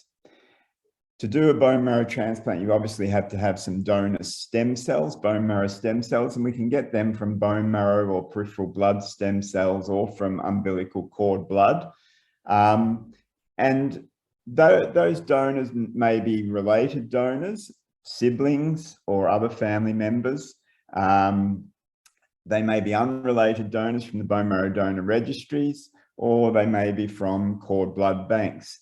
Now, we heard earlier from Ross the discussion about IVF and pre-implantation genetic diagnosis and the fact that the technology exists now to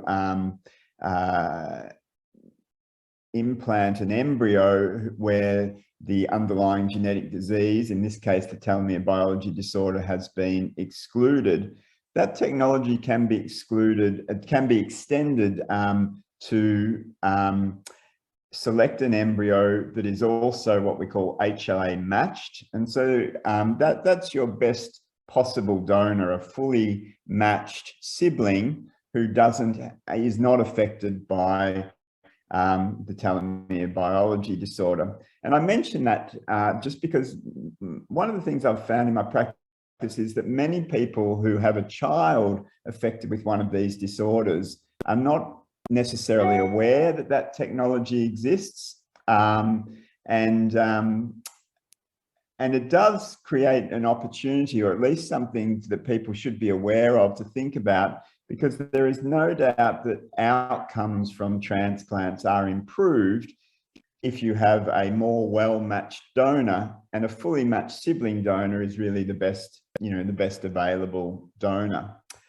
Now, transplants are complicated, and they're particularly complicated in patients with telomere biology disorders for reasons that I will expand upon in a minute. The major complications can be broken down into a few groups. Graft failure, which means that the donor cells are rejected and they can never engraft. That would be termed primary graft failure, or they can engraft but then can be rejected later, which would be termed secondary graft failure. The opposite of graft failure is essentially something we call graft versus host disease, which is really the donor cells reacting against the recipient's body, because, short of being an identical twin, no donor is fully matched. And of course, if someone with a telomere biology disorder had an identical twin, they wouldn't be a good donor because they would also have the telomere biology disorder. So graft versus host disease is always a risk. The immune suppression, both in the immediate post-transplant stages, but also for up the first certainly 6 to 12 months after a bone marrow transplant, medications are required to suppress the immune system, the new immune system, to prevent graft versus host disease. And it takes some time for the immune system to fully reconstitute after a transplant, which makes infections a common and potentially very serious complication. And there are also significant organ toxicities.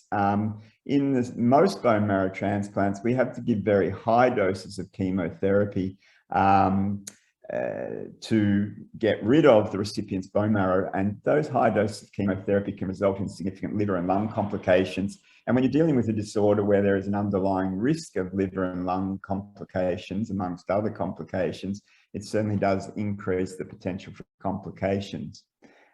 Next slide, please. So if we think about transplant for Dyskeratosis congenita, I think it's important to make the point, and this may be self-explanatory, and I think others have alluded to, but a hematopoietic stem cell transplant has the potential to cure the bone marrow failure that is associated with telomere biology disorders. Bone marrow failure is often referred to as severe aplastic anemia. It also, patients with Dyskeratosis congenita have an increased risk, significantly increased risk of developing the pre-malignant, pre-leukemic condition, myelodysplastic syndrome, or MDS, or leukemias, particularly acute myeloid leukemia. And transplant does have the potential to cure those disorders as well. And those disorders may occur without preceding bone marrow failure. But it is very important to remember that all of the telomere biology disorders, as we've heard tonight, are multi-system disorders, and the bone marrow transplant is not going to cure the liver, lung, gut, eye manifestations. In fact, bone marrow transplant, because of toxicities associated with the conditioning therapy or because of complications such as graft versus host disease, bone marrow transplant may actually exacerbate or accelerate the development of more severe liver, lung, or gut disease that patients with telomere biology disorders experience. So I think, patients with dyskeratosis congenita are definitely at significantly increased risk of life-threatening transplant complications because of an increased sensitivity to chemotherapy and radiation therapy, and also because of, underlying liver, lung, gut disease that they may go into transplant with. Next slide, please. So briefly, in terms of bone marrow failure, how common is it?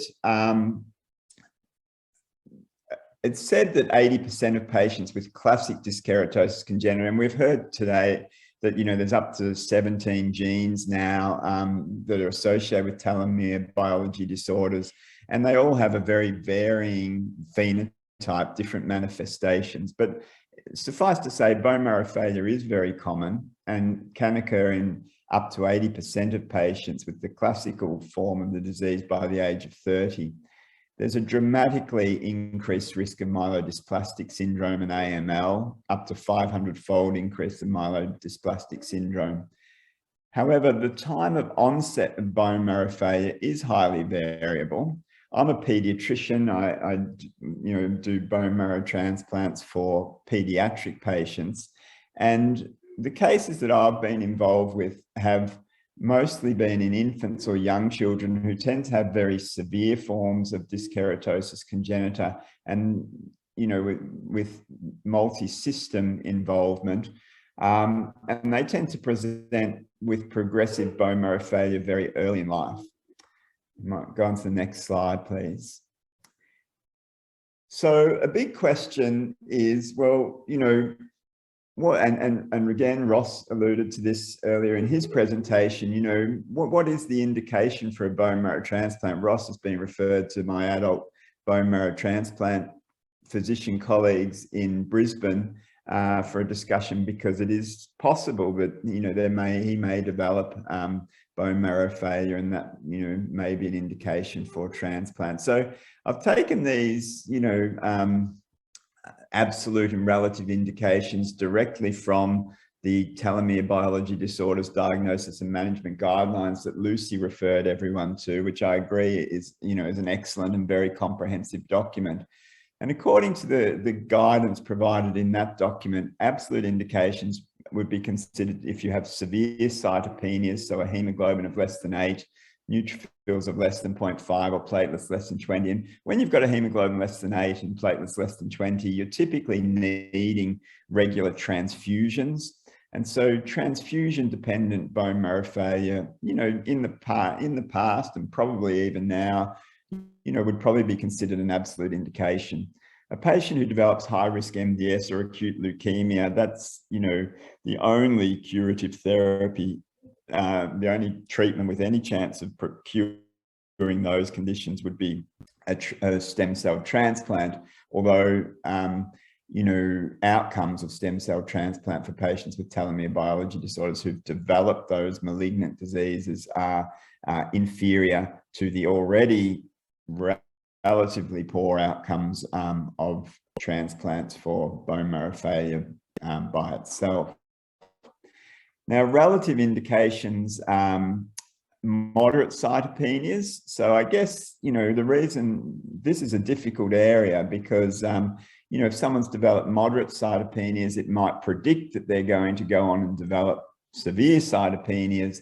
And for reasons I'll expand upon in the next few slides, you can make an argument that the chances of success of a transplant are greater if the transplant is undertaken earlier.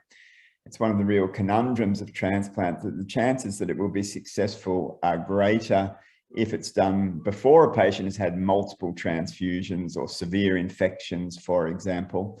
But it's a bit of a leap of faith to undertake a procedure with a very significant risk of dying from a complication of it, when you perhaps don't have, an absolute indication as outlined on this slide. You might move on to the next slide. So historically, outcomes for hematopoietic stem cell transplant for Dyskeratosis congenita have been very poor. If you look back, there was a paper published in the mid-90s and looked at outcomes in the 80s and 90s, and the 5-year overall survival was said to be 45%. All those survivors actually had sibling donor transplants. There were no long-term survivors after unrelated donor transplants, highlighting the fact that the degree of match is important in terms of outcomes. Most of those deaths happened very soon after transplant. And another, I guess some of those reported cases, the diagnosis wasn't actually made until after the transplant, which highlights the fact that all patients presenting with bone marrow failure should be screened for telomere biology disorders. And, that's something that we're getting better at, but it's not something that has happened, in a very comprehensive fashion, I would suggest. Certainly screening telomere length has become routine for us now. I don't know if it's routine in every center. And also, gene panels like those offered by Lucy and her team at Peter Mac, which will test for a number, but probably not all, although Lucy can correct me if I'm wrong, of the known genetic defects. We also do that routinely in all of our bone marrow failure patients. But, I think that, and the importance, of course, is that the way you do the transplant is going to be very different. The conditioning regimen will be different. It's very important to screen donors if you're going to use a family member donor, because the last thing you want to do is inadvertently transplant someone from an asymptomatic carrier with exactly the same genetic disorder. And, that can certainly happen. I alluded to the fact that, some of the things associated with worse outcomes are if you're older at the time of transplant, you've had significant exposure to blood transfusions. That can create antibodies which increase your chance of rejection of the donor stem cells if there's been a long interval from your time of diagnosis to transplant, or certainly if you've developed MDS or AML, outcomes are poorer. You can move on to the next slide. So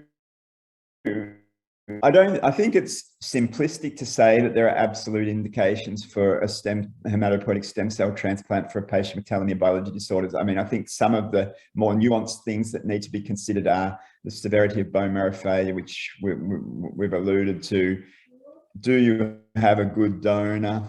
How old are you? What's your overall clinical condition? Do you have significant lung or liver disease, which is going to greatly increase your risk of transplant-related mortality? And I think for all of these transplants, it's something where true informed consent has to be obtained. And in my majority of patients that I might be associated with, that involves the parents, but also even more so in adult patients. I think that, it'd be a very difficult discussion talking about the risks associated with transplant and making the decision to go ahead with it. Next slide, please. Now, we've heard a bit about danazol initially from Ross, and I think that consideration of danazol therapy is something that really does is an alternative for some patients to bone marrow transplantation. I would say my first line there, for severe aplastic anemia, patients are often treated with what we term immune suppressant therapy, because that's an immune mediated. In idiopathic aplastic anemia, it's usually an immune-mediated disorder. But in telomere biology disorders, there really haven't been any sustained responses, and it delays more appropriate therapy and really shouldn't be used. Androgen therapy, on the other hand, and danazol is the preferred androgen these days, has quite an impressive hematological response rate, with up to 70 or 80% of patients that's seeing an improvement in their blood counts. It's not a cure, but that improvement in blood counts in many cases can be sustained for 10 to 15 years. And there is interest in, others have alluded to this as well, in whether danazol may reduce the rate of telomere attrition or even lengthen telomeres. My reading of that is that there have been conflicting results in different studies, and it may be related to different genetic variants. Maybe, so that question whether danazol can help other organs by reducing the rate of telomere attrition, I think, is an open question.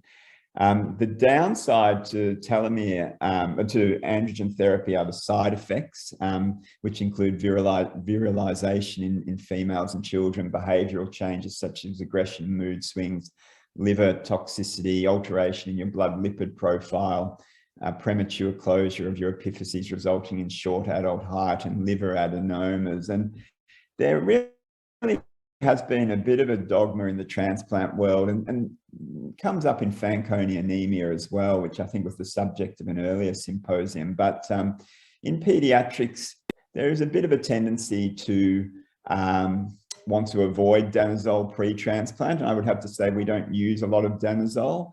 And generally that probably is a reflection of the fact that transplant outcomes are better in younger patients. And also probably many of the patients we see have really quite severe phenotypes and severe, when I say many, we don't see a lot of patients with telomere biology, but the patients we do see often have really quite severe phenotypes. And so there has been a bit of a tendency to avoid using danazol therapy because of some of those side effects that are listed, and a feeling that you're going to need a transplant anyway, and perhaps outcomes will be better if it's done sooner before there's been a lot of side effects with androgen therapy. Next slide, please.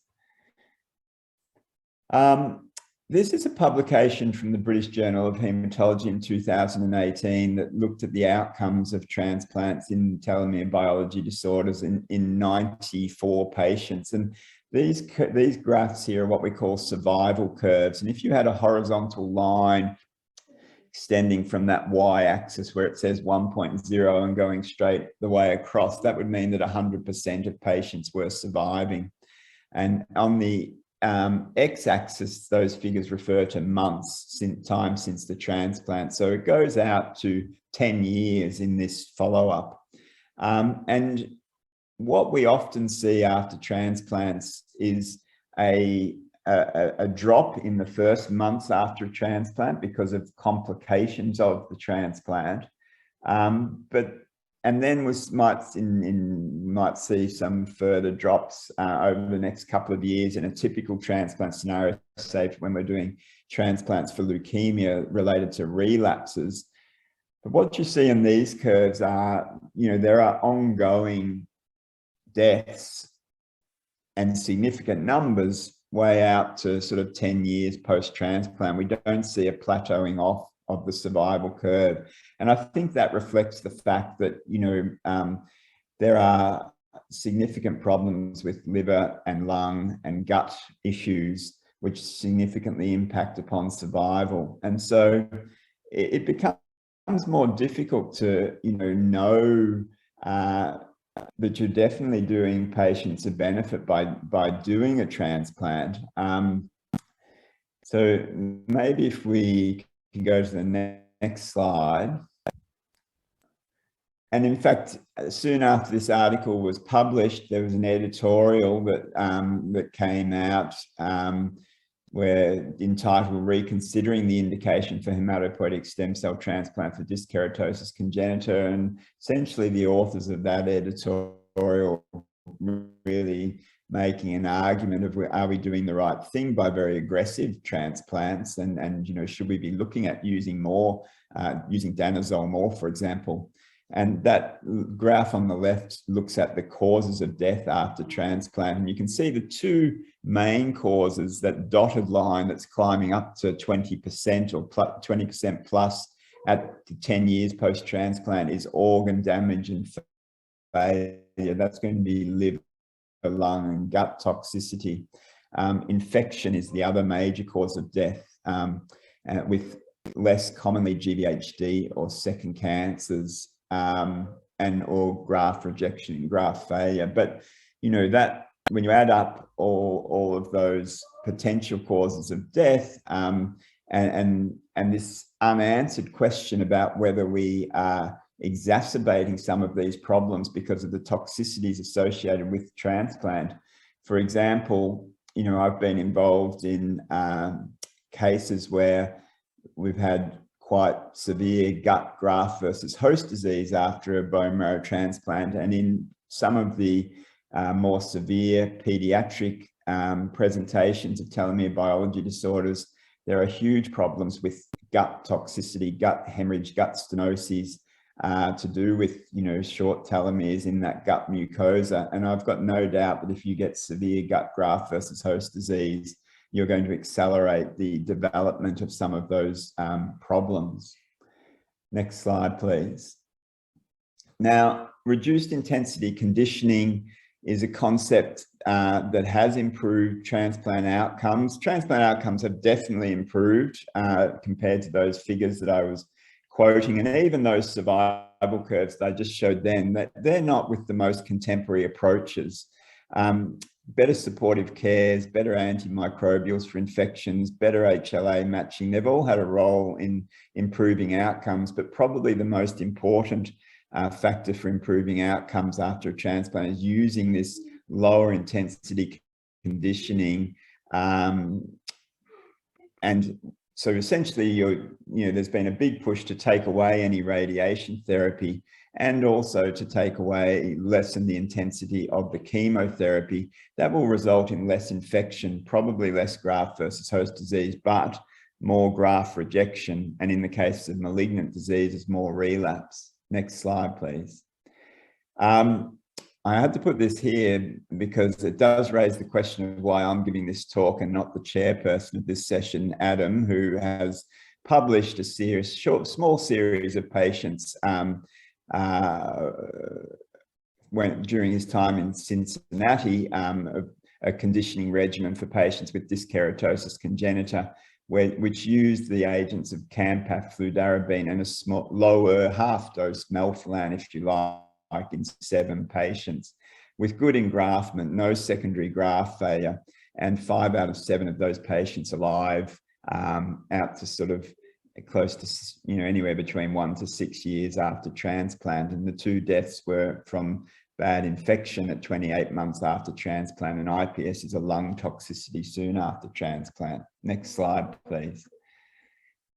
There is if you go to clinicaltrials.gov, which is a website that's worth, you know, checking whenever preparing a talk like this to see what studies are being planned. And I did see, John didn't talk about his study, but I did see that John has also got planning a trial, I believe, of danazol that's listed at clinicaltrials.gov. But so there is a multi-center prospective clinical trial in the US that is really using very minimal conditioning, a drug called fludarabine, which is very well tolerated, and Campath, which is not a traditional sort of chemotherapy agent, it's an antibody therapy. And that study is still open, still enrolling patients, at least according to clinicaltrials.gov, and was most recently updated at one of the big transplant meetings in 2019, at which point in time 20 patients had been treated on this study, ranging from 1.5 to 31.5 years of age. There was a primary graft, so this is very minimal conditioning. So the biggest problem is going to be graft failure And there was one patient who had primary graft failure, but 3 other patients who'd had secondary graft failure. So that's 4 out of 20 patients with graft failure. 2 of the patients with secondary graft failure were retransplanted with more intensive conditioning, essentially adding melphalan as per Adam's paper. So we have used this combination of treatment in one case, and not on this study, of course, but my experience with this was it was very prompt secondary graft failure, and we had to go on and use the more intensive conditioning that added a dose of melphalan. So my personal experience is really only in N of 1, but it wasn't successful. Although survival looks good, but must be noted that it still is very early days. And I think that those, survival curves from the British Journal of Haematology paper are very sobering in terms of late deaths due to other organ toxicities. Next slide, please.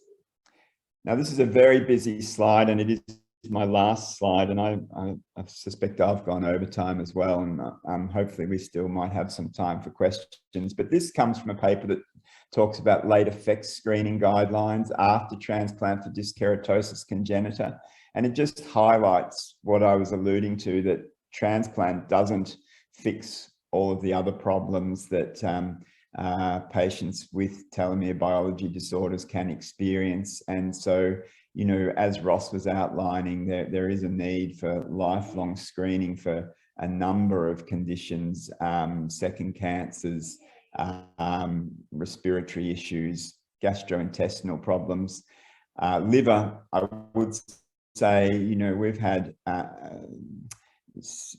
significant problems in our small patient population with the development of what's called hepatopulmonary syndrome, which is essentially a liver dysfunction that results in low oxygen levels that can only be cured by liver transplant, and that seems to be, in the more severe phenotypes, a significant problem post-transplant.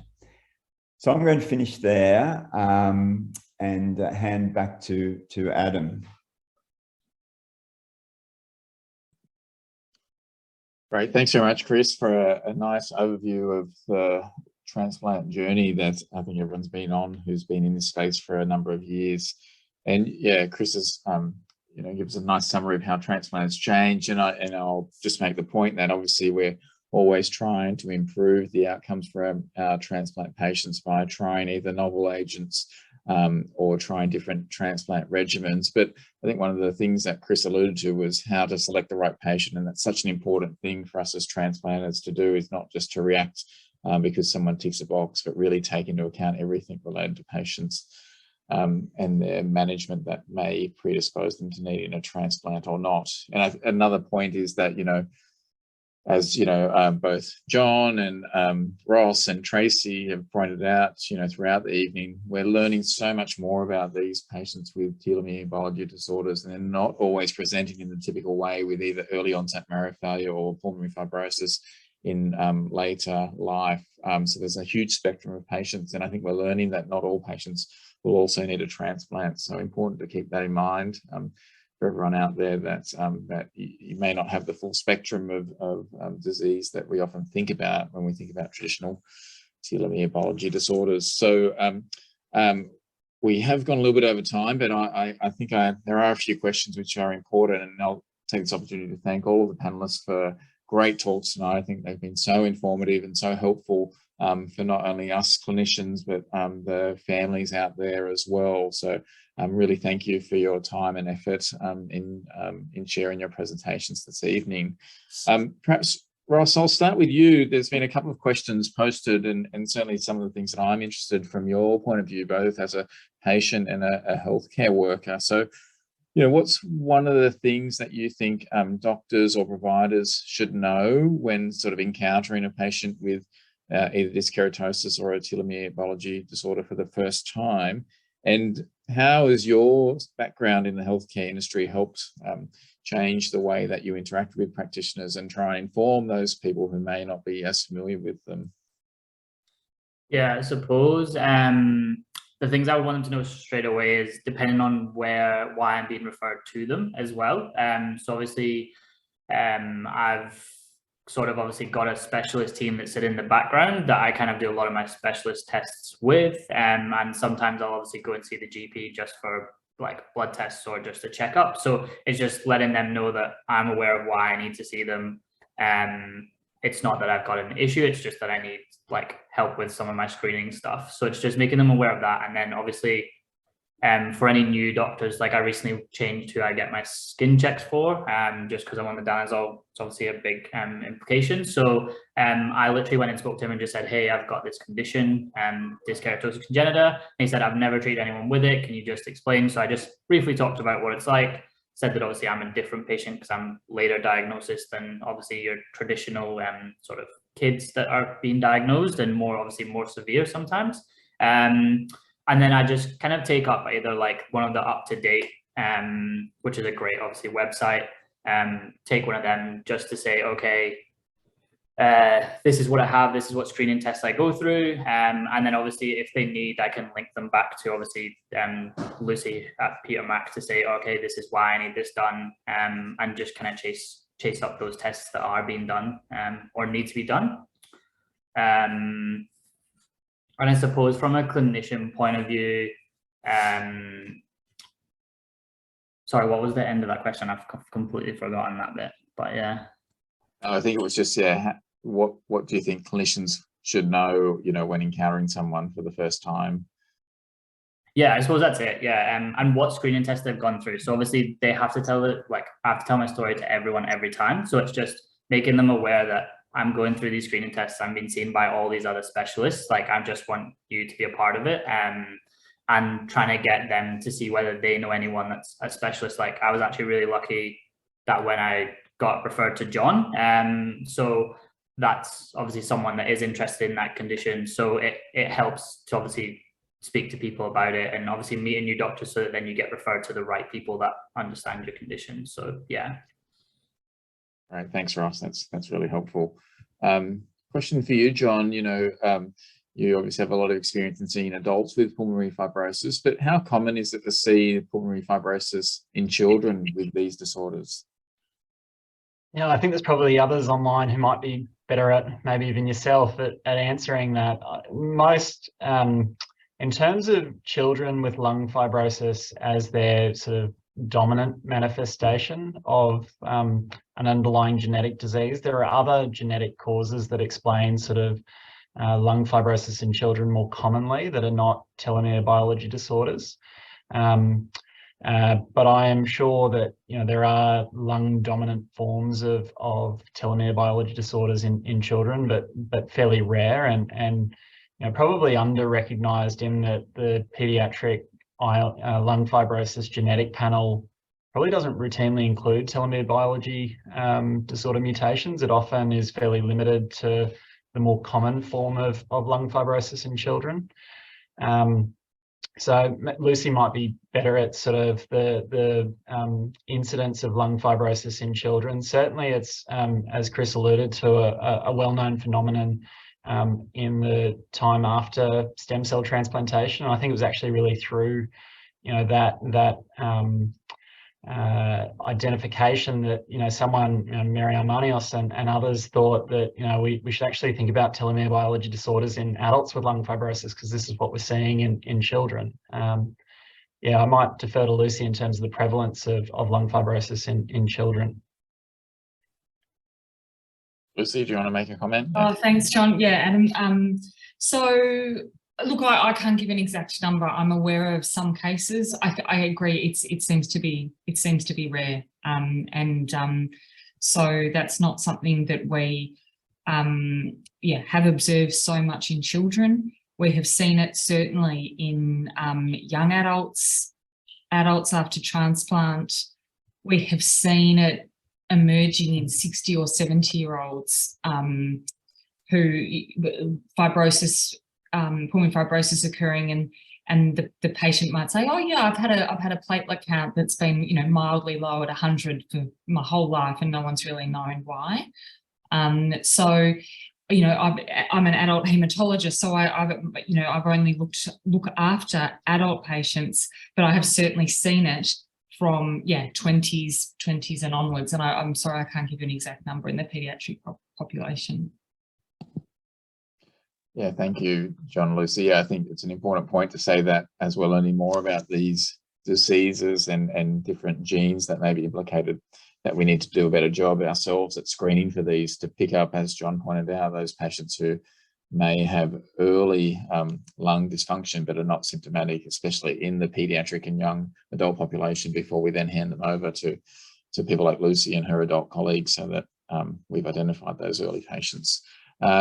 Tracy, question for you has come through to say, how do telomere biology disorders increase the risk of cancers when cancers normally have either long or stable telomeres that allow them to divide indefinitely? Yeah, so this is one of the paradoxical things that you come across in telomere biology. And it's because short telomeres can lead to genome instability. So they cause the rest of the genome to be unstable. If you think about those shoelaces fraying, basically that's what's happening to your genome. And because of that, you then start to get activation of other genes that cause cancer. So that can then act as a trigger for cancer development.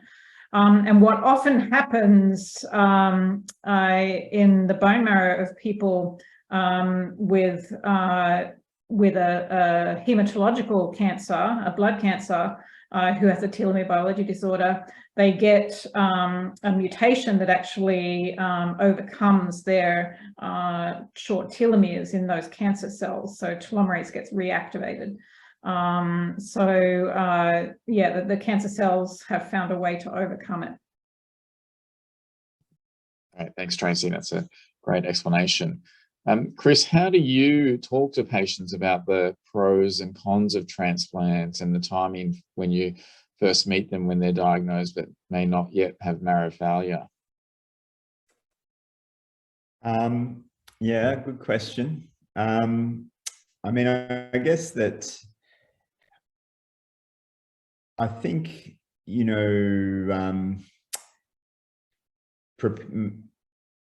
preparing someone for the possibility of transplant, I think, is important. And so, you know, I think that anyone diagnosed with one of these conditions should have a donor search started. You know, I think that it's important to make sure that, you know, the genetics team is involved and potential family donors have been screened. I mentioned, you know, discussing the possibility of pre-implantation genetic diagnosis and HLA selection. I think the earlier that can be mentioned as a possibility, I think that's worthwhile. It's not for everyone. There's expense involved and, yeah, you know, ethical and other issues as well, but it is something that is available that I think people have the right to know about. And I guess, you know, gene therapy is a difficult one to factor into that discussion as well. You know, gene therapy has had a lot of promise for many years, but there hasn't been, you know, a lot of success in many of the conditions that we transplant, you know, doing transplant for. There are new technologies, as Tracy alluded to, and so that's also something else that can sort of factor into that discussion. You know, is it worth waiting for gene therapy? Is gene therapy going to be safer and better than a transplant? Although, you know, I think that that's a tricky one, and I don't think that, you know, I feel like I've been saying it's 5 to 10 years away for probably 15 years or 20 years. I've been saying the same thing. So I'm not sure that waiting for gene therapy is a great option. And I think that, yeah, that is a tricky discussion, that one about, you know, well, do you do it earlier or do you wait longer? I think telomere biology disorders, because of, you know, the reality is that the outcomes for this group of disorders just about as bad as for any of the disorders that we do transplants for. And so, you know, it is something that is difficult. But at the end of the day, I think if you're a young patient who's, you know, otherwise got minimal evident organ toxicities, and you've got severe bone marrow failure, I think in this day and age that still does remain. And you've got a good donor. You know, I think that's the patient. It's hard to argue against doing a bone marrow transplant in that setting. Thanks, Chris. And I think, you know, something you alluded to is having those conversations early, even when transplant may not be on the card. So you've got time to develop that rapport and relationship with patients and their families. Ross, is that something you found helpful from your point of view? Obviously, you know, freely shared that you're not in marrow failure, but has meeting the transplant team helped you with the possibility that you may or may not need that one day?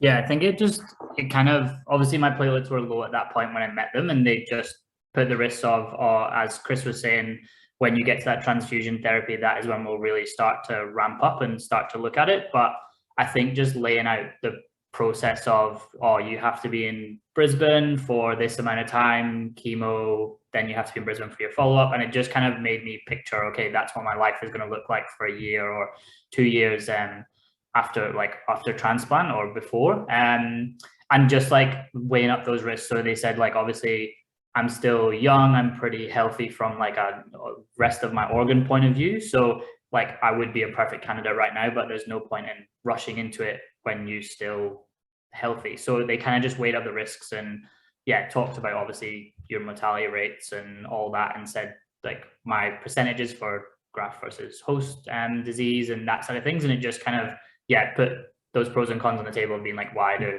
I need to rush it? Or can I wait? And obviously danazol has helped me with my my sort of my blood count. So I think it's just at that point. So yeah, great, thanks. Lucy. So thank you. I just wanted to add something to what Ross had said, and he touched on it briefly in his talk, and we didn't have time to go into it in great detail. But we think, well, we know we found something in Ross's blood that has somewhat protected him. So while we know what the mutation was that he was born with, or that we have the suspicious variant that we think has caused these troubles, what we also found was that there was another mutation in the other copy of his TERT gene, and that's a good one. That one is working to help him, to help increase the function of the TERT gene. And that's something that's really, I guess, cutting edge stuff. Like not all hematologists would know about this. Not all labs have got the capacity to test for this. And even if we can test for it, which we've done in Ross, and we know it is a good thing in him, it's because it's so novel, we don't know how long that's going to hang around for, be protective for. We don't know how many people have lived and died at 60 or 80 with these things protecting them, because they never come to medical attention, or they lived before this time. So I think there's so much we have to learn about prognosis and helping and working out what the natural history of the disease is, because we've heard about how challenging transplant can be and how challenging it can be to make that decision to take someone to transplant, and it's obviously not done lightly. And by all of us working together, people like Tracy working with the international group, trying to work out, how do these telomere promoter mutations, can they help you for 30 years? I think that will be really informative, and it's one of those things that's just a reason for optimism, I guess. There's protective things we are yet to fully understand. Yeah, thanks, Lucy. I think that's an excellent point to say. There's so much that we still need to learn about these disorders, and as Tracy mentioned, she's been studying for over 20 years and still learning something new every day. And such an important point as well about the biobank and getting people on the registry, because only by looking at different variants and seeing the clinical outcomes of these patients over time will we sort of be able to classify patients further and say what may be more helpful or less helpful in certain patients. No, it's excellent. I know we're over time. I might just ask one final question of Ross. Ross, you quite nicely showed your timetable of all the people you have to see at various time points, and and Lucy and Chris also mentioned how important the follow-up is for all these patients. How do you navigate that? I guess you have a bit of a benefit of being in the health industry, but I imagine it's quite hard to keep a top of. And have you gained any useful tips from either the patient or family groups, such as the telomere family groups overseas? Have they been helpful at all? And what would your advice be to someone who's starting out on this journey of being recently diagnosed with a telomere biology disorder? Yeah, I suppose my hematologist in the Gold Coast is actually really good. So we load up the up-to-date page every day or every time I see her, and we go through the list of what I've had done recently, and I keep a log of, like, I've had my skin check on in November 20, like this date or that sort of thing. So I keep a diary of when I've met people. So like when I've been up to see John in Brisbane, or when I have my respiratory function tests or that sort of thing. So I can keep everyone updated. I suppose it's different because I have a background of health literacy, and obviously someone who doesn't have that background may not be able to, but I think just keeping a record of when you've seen people, or when you've been tested, it means you can then follow up the next time you go to hematology and say, I'm due my bone marrow in March. Can we get it scheduled so that it's ready to go, rather than getting to that point and then you needing to chase it up. So I suppose from that point of view, that's something that I've kind of found. With the team telomere thing, I've just kind of used the USB tool, which obviously Lucy showed with all the sort of guideline side of things. I've not kind of been linked in too much with any of the groups. I know my mum has been speaking to a lot of people in the groups and that side of things, because she kind of struggled at the start to get over my diagnosis, and she wasn't in Australia, COVID was happening, and she really struggled to kind of get to terms with me being technically unwell because I have a condition, but technically well because it's sort of mild, and I was just going about my daily life. So I suppose that my mum got linked into all those, and she kind of did all that side of thing for me, which was kind of quite nice. And I think it's something that I'm going to try and build up, because I'm happy to share obviously my story and link in with different people to help people through that, because I know it obviously helps in a healthcare setting to be linked with someone that's going through the same thing as you. So yeah. Thanks, Ross. Thanks for sharing those insights. John, did you have a comment? Yeah, I just wanted to say, I think what Ross's story really illustrates is the importance of putting together a team of people who are enthusiastic about telomere biology disorders to look after people like Ross. And I think one thing I'd say from a lung point of view is that what COVID has taught us is that a lot of healthcare can be delivered without face-to-face review. And so from a lung point of view, I could potentially see someone via telehealth with lung function done wherever they live, in a lab somewhere else, with a CT scan done privately, but they don't necessarily ever come to see me face to face. And that care, I think, can be delivered just as effectively. So yeah, I just wanted to, I guess, put out there that in terms of putting together the team, as Ross has done, doesn't necessarily require you to live in the big metropolitan centre that has the experts. You can. The stethoscopes are just for show. Yeah, but what I'm saying is I think what you need to find. I think in the respiratory space, most of my colleagues have no idea about telomere biology disorders, and despite me harping on about it, they're not looking for it, they're not considering it often until it's too late. But I think you can put together, there are interested people from a respiratory space across Australia, and you don't have to be in Brisbane, Sydney, Melbourne to be seen or looked after by those people. Yeah, no, I think that's an excellent point, John, that the COVID, one of the good things of COVID has been how we've changed healthcare delivery and getting patients access to people who are interested and have experience in these rare disorders, who, as you say, may not be able to provide face-to-face healthcare delivery, but can certainly review things and offer advice on treatment and things like that to the local practitioners, which is really great to then engage their local practitioners more, so then the message gets out more and more throughout the community. We are over time. I thank everyone for their patience and hanging around.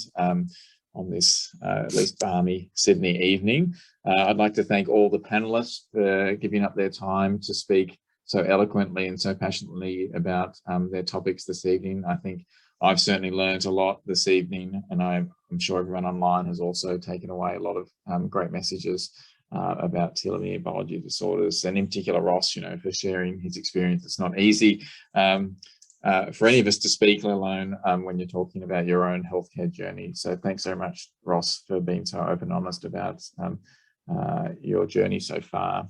I apologise if there's any questions we didn't get to. Please feel free to reach out to any of our speakers or myself, and I can pass questions on if needed. Again, I'd like to thank our sponsors, the Royal Melbourne Hospital Foundation and the Victorian State Government, for allowing this to happen this evening. Thank you to the subcommittee for putting this together, chaired by Dr. Lucy Fox, and the other members, Patty Barbaro, Tracy Bryan, Dave Ritchie, Linda Guo, Parvathy Venugopal, Judy Edwards, Mei Ling, Peter Twisk, Jay Arce, and Lou Johns and Megan Henry from MRV. There'll be a short survey at the end of the session. We'd appreciate your feedback on how to make this better for future years.